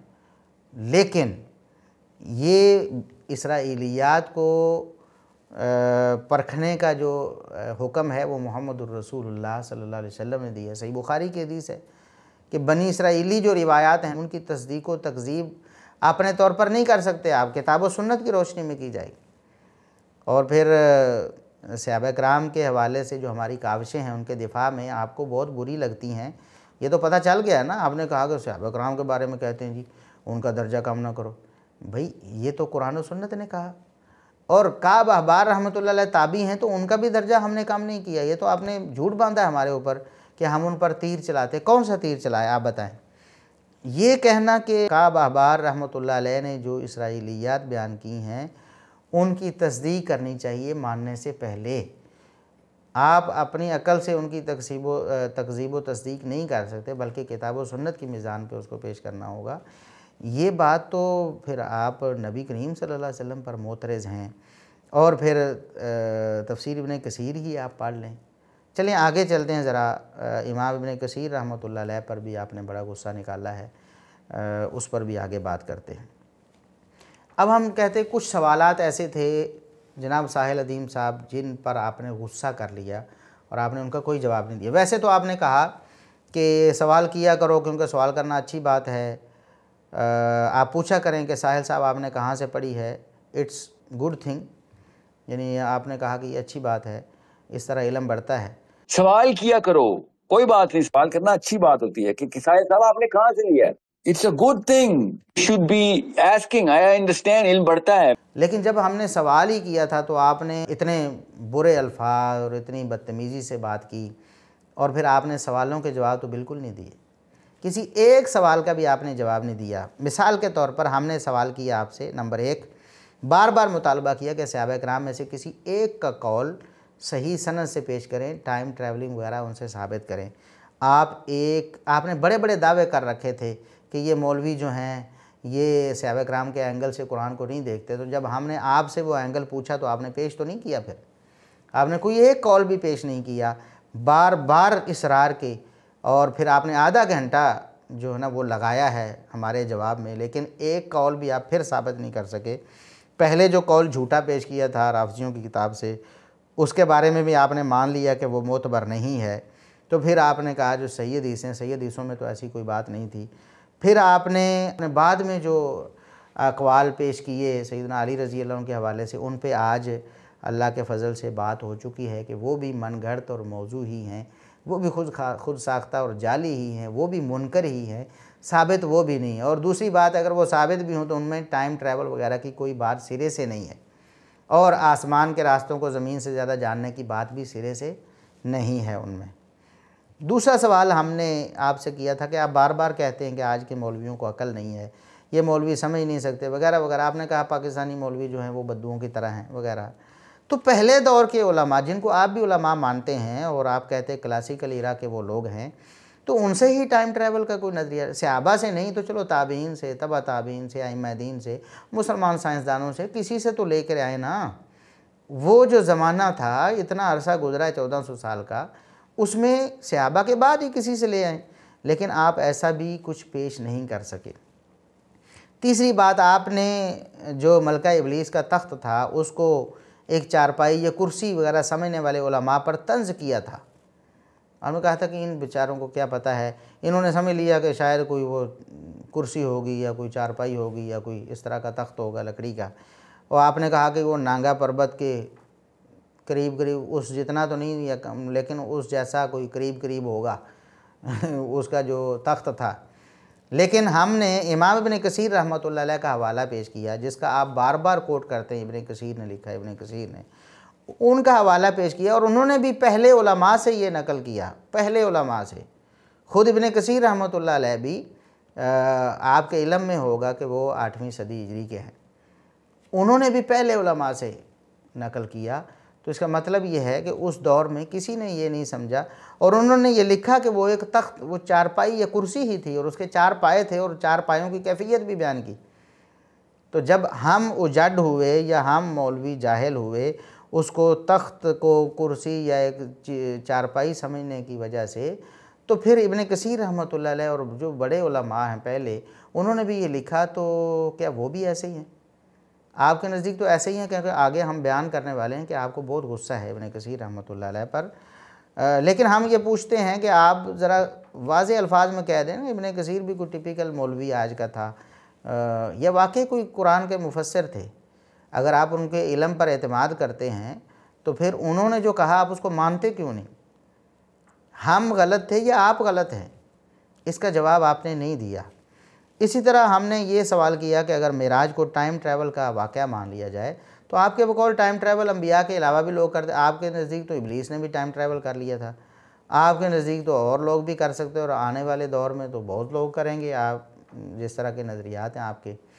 तो अगर बाकी लोग भी टाइम ट्रैवल कर लेते हैं तो मेराज मोजज़ा कैसे रह जाएगा? मेराज तो मोजज़ा है ना। अगर ये टाइम ट्रैवलिंग है तो टाइम ट्रैवलिंग आम लोग भी कर सकते हैं, तो मोजज़ा कैसे रह जाएगा? मोजज़ा तो वो होता है अंबिया के साथ ख़ास होता है, गैर नबी के साथ वो रूनुमा नहीं हो सकता, उसको मोजज़ा कहते हैं। ये चौथा सवाल था। 5वां सवाल ये था कि आप इस वीडियो में भी क्लासिकल इरा का जिक्र कर रहे थे और आपने कहा इमाम इब्न कसीर रहमतुल्लाह अलैह क्लासिकल इरा से ताल्लुक़ रखते हैं, और फिर आपने ये भी कहा था पिछली वीडियो में कि तबा ताबीन के दौर में फ़िज़िक्स जो है ना उसकी बुनियाद पड़ गई थी और उस पर रिसर्च या जो भी मतलब पेश होना शुरू हो गया था, और उस दौर पर आप नाज़ा भी हैं कि वो बड़ा अच्छा दौर था। तो उस दौर में किसी मुसलमान साइंसदान ने ही ऐसा कोई नज़रिया टाइम ट्रैवल वगैरह का या डायमेंशंस में या पोर्टल्स में जो आपके नज़रियात हैं, ऐसा कोई नज़रिया पेश किया हो? तो कोई रिसर्च ऐसी आई हो, कोई किताब हो, कोई तहरीर, कोई इबारत हो ऐसी, लेकिन आपने उस पर कोई बात नहीं की, जवाब देना गवारा नहीं किया। फिर आपने ये तासुर दिया था कि फ़रिश्तों ने इंसानों की पैदाइश से पहले जो कहा कि ये ज़मीन में फ़साद करेंगे, ये भी टाइम ट्रैवल और डायमेंशंस का कोई खेल था आपके बकौल। लेकिन हमने कुरान करीम से ये साबित किया कि अल्लाह ताला ने उन्हें बताया हुआ था पहले ही, क्योंकि उन्होंने कहा सुबहानका ला इल्म लना इल्ला मा अल्लमतना, ए अल्लाह हमारे पास तो वही था, हमने वही कहा जो तूने हमें सिखाया हुआ था। जब अल्लाह फरमाता है कि हमने उन्हें सिखाया हुआ था इसलिए उन्हें पता था, आप कहते हैं कि वो टाइम ट्रैवल कर लिया था उन्होंने, यानी पहले ही देख लिया था आने वाले हालात को, उस दौर में पहुंच गए थे। अब किसकी बात सच्ची, अल्लाह रब्बुल इज़्ज़त की सच्ची है या आपकी सच्ची है? नऊज़ुबिल्लाह, अल्लाह रब्बुल इज़्ज़त की बात कैसे गलत हो सकती है? इसका भी आपने कोई जवाब नहीं दिया। इन सारी बातों से आपने एराज़ किया, और आखिर में इमाम इब्न कसीर रहमतुल्लाह अलैह की जो तौहीन आपने की है उस पर बात करते हैं। ज़ुल्करनैन के वाक़या को आपने टाइम ट्रैवल की दलील के तौर पर पेश किया। हमने क्लासिकल इरा के उलमा उनके बकौल आपके माना को गलत साबित किया। आपने कहा था कि जो सबबा था ना, सबबा, उससे मुराद आसमान के रास्ते और उससे मुराद टाइम स्पेस डायमेंशंस वगैरह आपने कहा। तो हमने सहाबा कराम से लेकर बाकी बाद के लोगों से ये साबित किया कि इससे वो मुराद ज़मीनी रास्ते लेते थे, आसमान के रास्ते या टाइम स्पेस या वो इस तरह की चीज़ें नहीं मुराद लेते थे। तो आपने उस पर भी कुछ नहीं बोला, बल्कि एक और कॉल जो है वो पेश कर दिया कि ज़ुल्करनैन जो हैं वो बादलों पर ट्रैवल करते थे, यानी अपने कॉल को मजबूत करने। पहले तो इस बात का जवाब नहीं दिया कि सारे उलमा क्यों उसको ज़मीन के रास्ते कहते रहे और आप उसको आसमान के रास्ते या उसको टाइम स्पेस या जो भी कहते आप क्यों कहते हैं। इसका जवाब देने की बजाय आपने एक और कॉल पेश कर दिया कि ज़ुल्करनैन जो बादलों पर ट्रैवल करते थे। तो इब्न कसीर ने ही लिखा है कि अली बिन अबी तालिब ने कहा कि ज़ुल्करनैन बादलों के ऊपर ट्रैवल करता था, तो आपने ज़मीन के रास्ते क्यों निकाले हैं? तो इब्न कसीर ने ही लिखा है कि अली बिन अबी तालिब ने कहा कि ज़ुल्करनैन बादलों के ऊपर ट्रैवल करता था, उसके पास अल्लाह ने ताकत दी हुई थी बादलों पर ट्रैवल करने की, आपने ज़मीन के रास्ते क्यों निकाले? यानी जब वो बादलों पर ट्रैवल करता था तो आपने क्यों कहा कि ज़मीन के रास्ते मुराद हैं? और भाई ये हमने कहा, ये तो इब्ने कसीर ने कहा, और इब्ने कसीर ने नकल किया पहले उलमा से, जो क्लासिकल एरा के उलमा हैं उनसे नकल किया कि वो सारे जो हैं वो कहते थे कि ये ज़मीन के रास्ते मुराद हैं। अब आपका जो एतराज़ है वो इब्ने कसीर रहमतुल्लाह अलैह और पहले लोगों पर हुआ, लेकिन हम ये ज़रूर यानी ख्वाहिश करते हैं कि काश कोई आपको समझाए कि बादलों पर ट्रैवल करना, बादल भी ज़मीन के पास ही होते हैं। हम पहाड़ी इलाके पर चले जाएं तो हम बादलों को छू सकते हैं, तो बादलों के ऊपर ज़ुल्करनैन का ट्रैवल करना हम उसका इनकार नहीं करते, ऐन मुमकिन है, लेकिन वो आसमानों के रास्ते नहीं थे, वो ज़मीन के ही रास्ते थे भाई। बादल इधर ज़मीन के पास ही होते हैं, आसमान तो बहुत बुलंद है, ये तो चंद किलोमीटर हैं बादल जो हैं, और पहाड़ी इलाके में चले जाएं तो वहाँ भी ज़मीन ही होती है, तो वहाँ वो करीब होते हैं बिल्कुल। जितनी जितनी सतह बुलंद होती जाए तो बादल करीब आते जाते हैं। तो ये तो ज़मीनी रास्ते थे ना, आसमानों बादलों पर ट्रैवल करें तब भी ज़मीन के रास्ते हैं मुराद। तो आपने आसमान के रास्ते क्यों बना लिए, और आपने ये क्यों पूछा कि आपने ज़मीन के रास्ते क्यों निकाले? हमने नहीं निकाले, ये इब्ने कसीर रहमतुल्लाह अलैह ने लिखा और पहले मुफस्सिरीन ने लिखा और पहलों से नकल किया, पहले के बार उलमा से। और इब्ने कसीर रहमतुल्लाह अलैह को पर आपको गुस्सा इसलिए है कि उन्होंने आपके सारे नज़रिए का धड़ाम तख्ता कर दिया। क्यों? आपने वो काब अहबार की बात आई थी ना, आपने वहाँ कहा कि आप तीर चलाते हैं पाकिस्तान के घरों में बैठ के, काब अहबार रहमतुल्लाह अलैह पर। नऊज़ुबिल्लाह, हमने तो कोई तीर नहीं चलाया। यहाँ आपने वो अपनी जो बात थी ना अंदर की, वो खुल कर कही। हमने कहा कि वो इसराइलियात कोट करते थे मगर थे तो ताबी ना, तो ताबी ने जब कहा कि ज़ुल्करनैन ने अपना घोड़ा जाके सुरैया सितारे पर बांध दिया था, तो कहा नहीं वो ज़ईफ़ रावी थे, इनके बारे में मशहूर था, इसराइलियात कोट करते थे वो। और आगे से वो गुस्से होकर हमें पूछते हैं क्या इस्लाम नहीं लाए थे, वो ताबी हैं। पाकिस्तान का फौलवी ये बताएगा कि वो ताबी हैं। आप बताएंगे एक ताबी को कि इसराइलियात क्या है और इस्लामियात क्या है? इस्लाम लाने के बाद वो कोट करें तो आप 2 नंबर हैं, वो 2 नंबर नहीं हैं। चले वो इसराइलियात कोट करते थे मगर थे तो ताबी ना। तो ताबी ने जब कहा था कि ज़ुल्करनैन ने अपना घोड़ा जाके सुरैया के सितारे में बांध दिया जाके, he travel to the star of Sirius, ये ताबी कह रहा है रहमुल्लाह। नहीं, वो तो ज़ईफ रावी हैं, उनके बारे में मशहूर था, वो इसराइलियात कोट करते थे। नहीं तो क्या इस्लाम नहीं लाए थे? लाए थे, ताबी हैं। ताबी क्या होता है? जिसने सहाबा से इल्म हासिल किया हो, ठीक है। वो मुसलमान ईमान की हालत में हजरत काब अल-अहबार रहमुल्लाह जो ताबी हैं, उन्होंने जब कहा कि ज़ुल्करनैन, आप पाकिस्तान के मौलवी मुझे फौलवी बताएगा कि नहीं वो तो बंदा ताबी, तो आप हटा दें उनको, कहीं तो ताबी नहीं है। मैं ताबी को आप इजाजतें दे रहे हैं या वो नाउज़ुबिल्लाह ममानियत कर रहे हैं? नहीं, आपने वो कुछ कोट नहीं करनी, आपसे ज्यादा इल्म है ताबी को कि इसराइलियात क्या और इस्लामियात क्या है। फिर भी अगर वो कोट करें बाद अज इस्लाम, तो आपके उन पैरामीटर्स के ऊपर आप 2 नंबर हैं, वो नहीं 2 नंबर, नाउज़ुबिल्लाह। और ज़ैद बिन असलम वो भी ताबई हैं, पढ़ लें आप। मैंने कोट किया है, ज़ैद बिन असलम ने ऑन रिकॉर्ड, ये भी ताबई हैं। उन्होंने खुद ही लिखा हुआ है कि ये भी आप इब्ने कसीर पढ़ लें, ठीक है, बिदाया व निहाया पढ़ें। ज़ैद बिन असलम ने क्या कहा कि सहाबा जब भी सबबा का मतलब लेते थे, ज़ैद बिन असलम रहमुल्लाह ताबई कहते हैं कि जब भी सहाबा ने सबबा का मतलब लिया तो सबबा का मतलब आसमान पर जाने वाले रास्ते लिए। कुछ हया शर्म करें, एटलीस्ट हम्बल हो जाया करें, आजिज हो जाया करें। इतने बड़े बड़े कमेंट, इतनी एरोगेंट स्टेटमेंट्स ना दिया करें इस्लाम का नाम लेके। पहले बिस्मिल्लाह पढ़ते हैं, फिर नहमदुहु व नुसल्ली। और भैया तुम किस मस्जिद में बैठे हो? मेंबर रसूल में बैठ के एरोगेंस दिखाते हो। यानी अगर कोई इसराइलियात को रद्द करता है तो वो 2 नंबर है और वो फौलवी है। अच्छा, ये बातें क्यों? ये सारा गुस्सा तो इमाम इब्ने कसीर पर निकाल रहे हैं, क्योंकि इब्ने कसीर तो इन्होंने बहुत पढ़ी हुई है और वो तो हमें बता रहे होते हैं कि इब्ने कसीर में ये लिखा हुआ है, उन्हें ख़ुद तो पता होगा ना। अब इब्ने कसीर रहमतुल्लाह अलैह पर ये सारा गुस्सा निकाल रहे हैं क्योंकि इब्ने कसीर रहमतुल्लाह अलैह ने लिखा हुआ है एक रिवायत के तहत कि फ़हाज़ा मौक़ूफ़ुन अला काब अल-अहबार व हुवा यहकी अनिल कुतुबिल मुतक़द्दिमाती अल मुश्तमिलाती अला अख़बार बनी इस्राईल व फ़ीहा अल-ग़स्व वस्समीन, कि ये बात इब्ने काब अहबार तक पहुँची है। यानी काब अहबार ने आगे नबी करीम सल्लल्लाहु अलैहि वसल्लम से या सहाबा से इसको नकल नहीं किया है। और काब अहबार के पास कुछ अहले किताब की किताबें थीं कुछ पहली किताबें जो, और उनमें फिर झूठ सच सारा मिला हुआ था।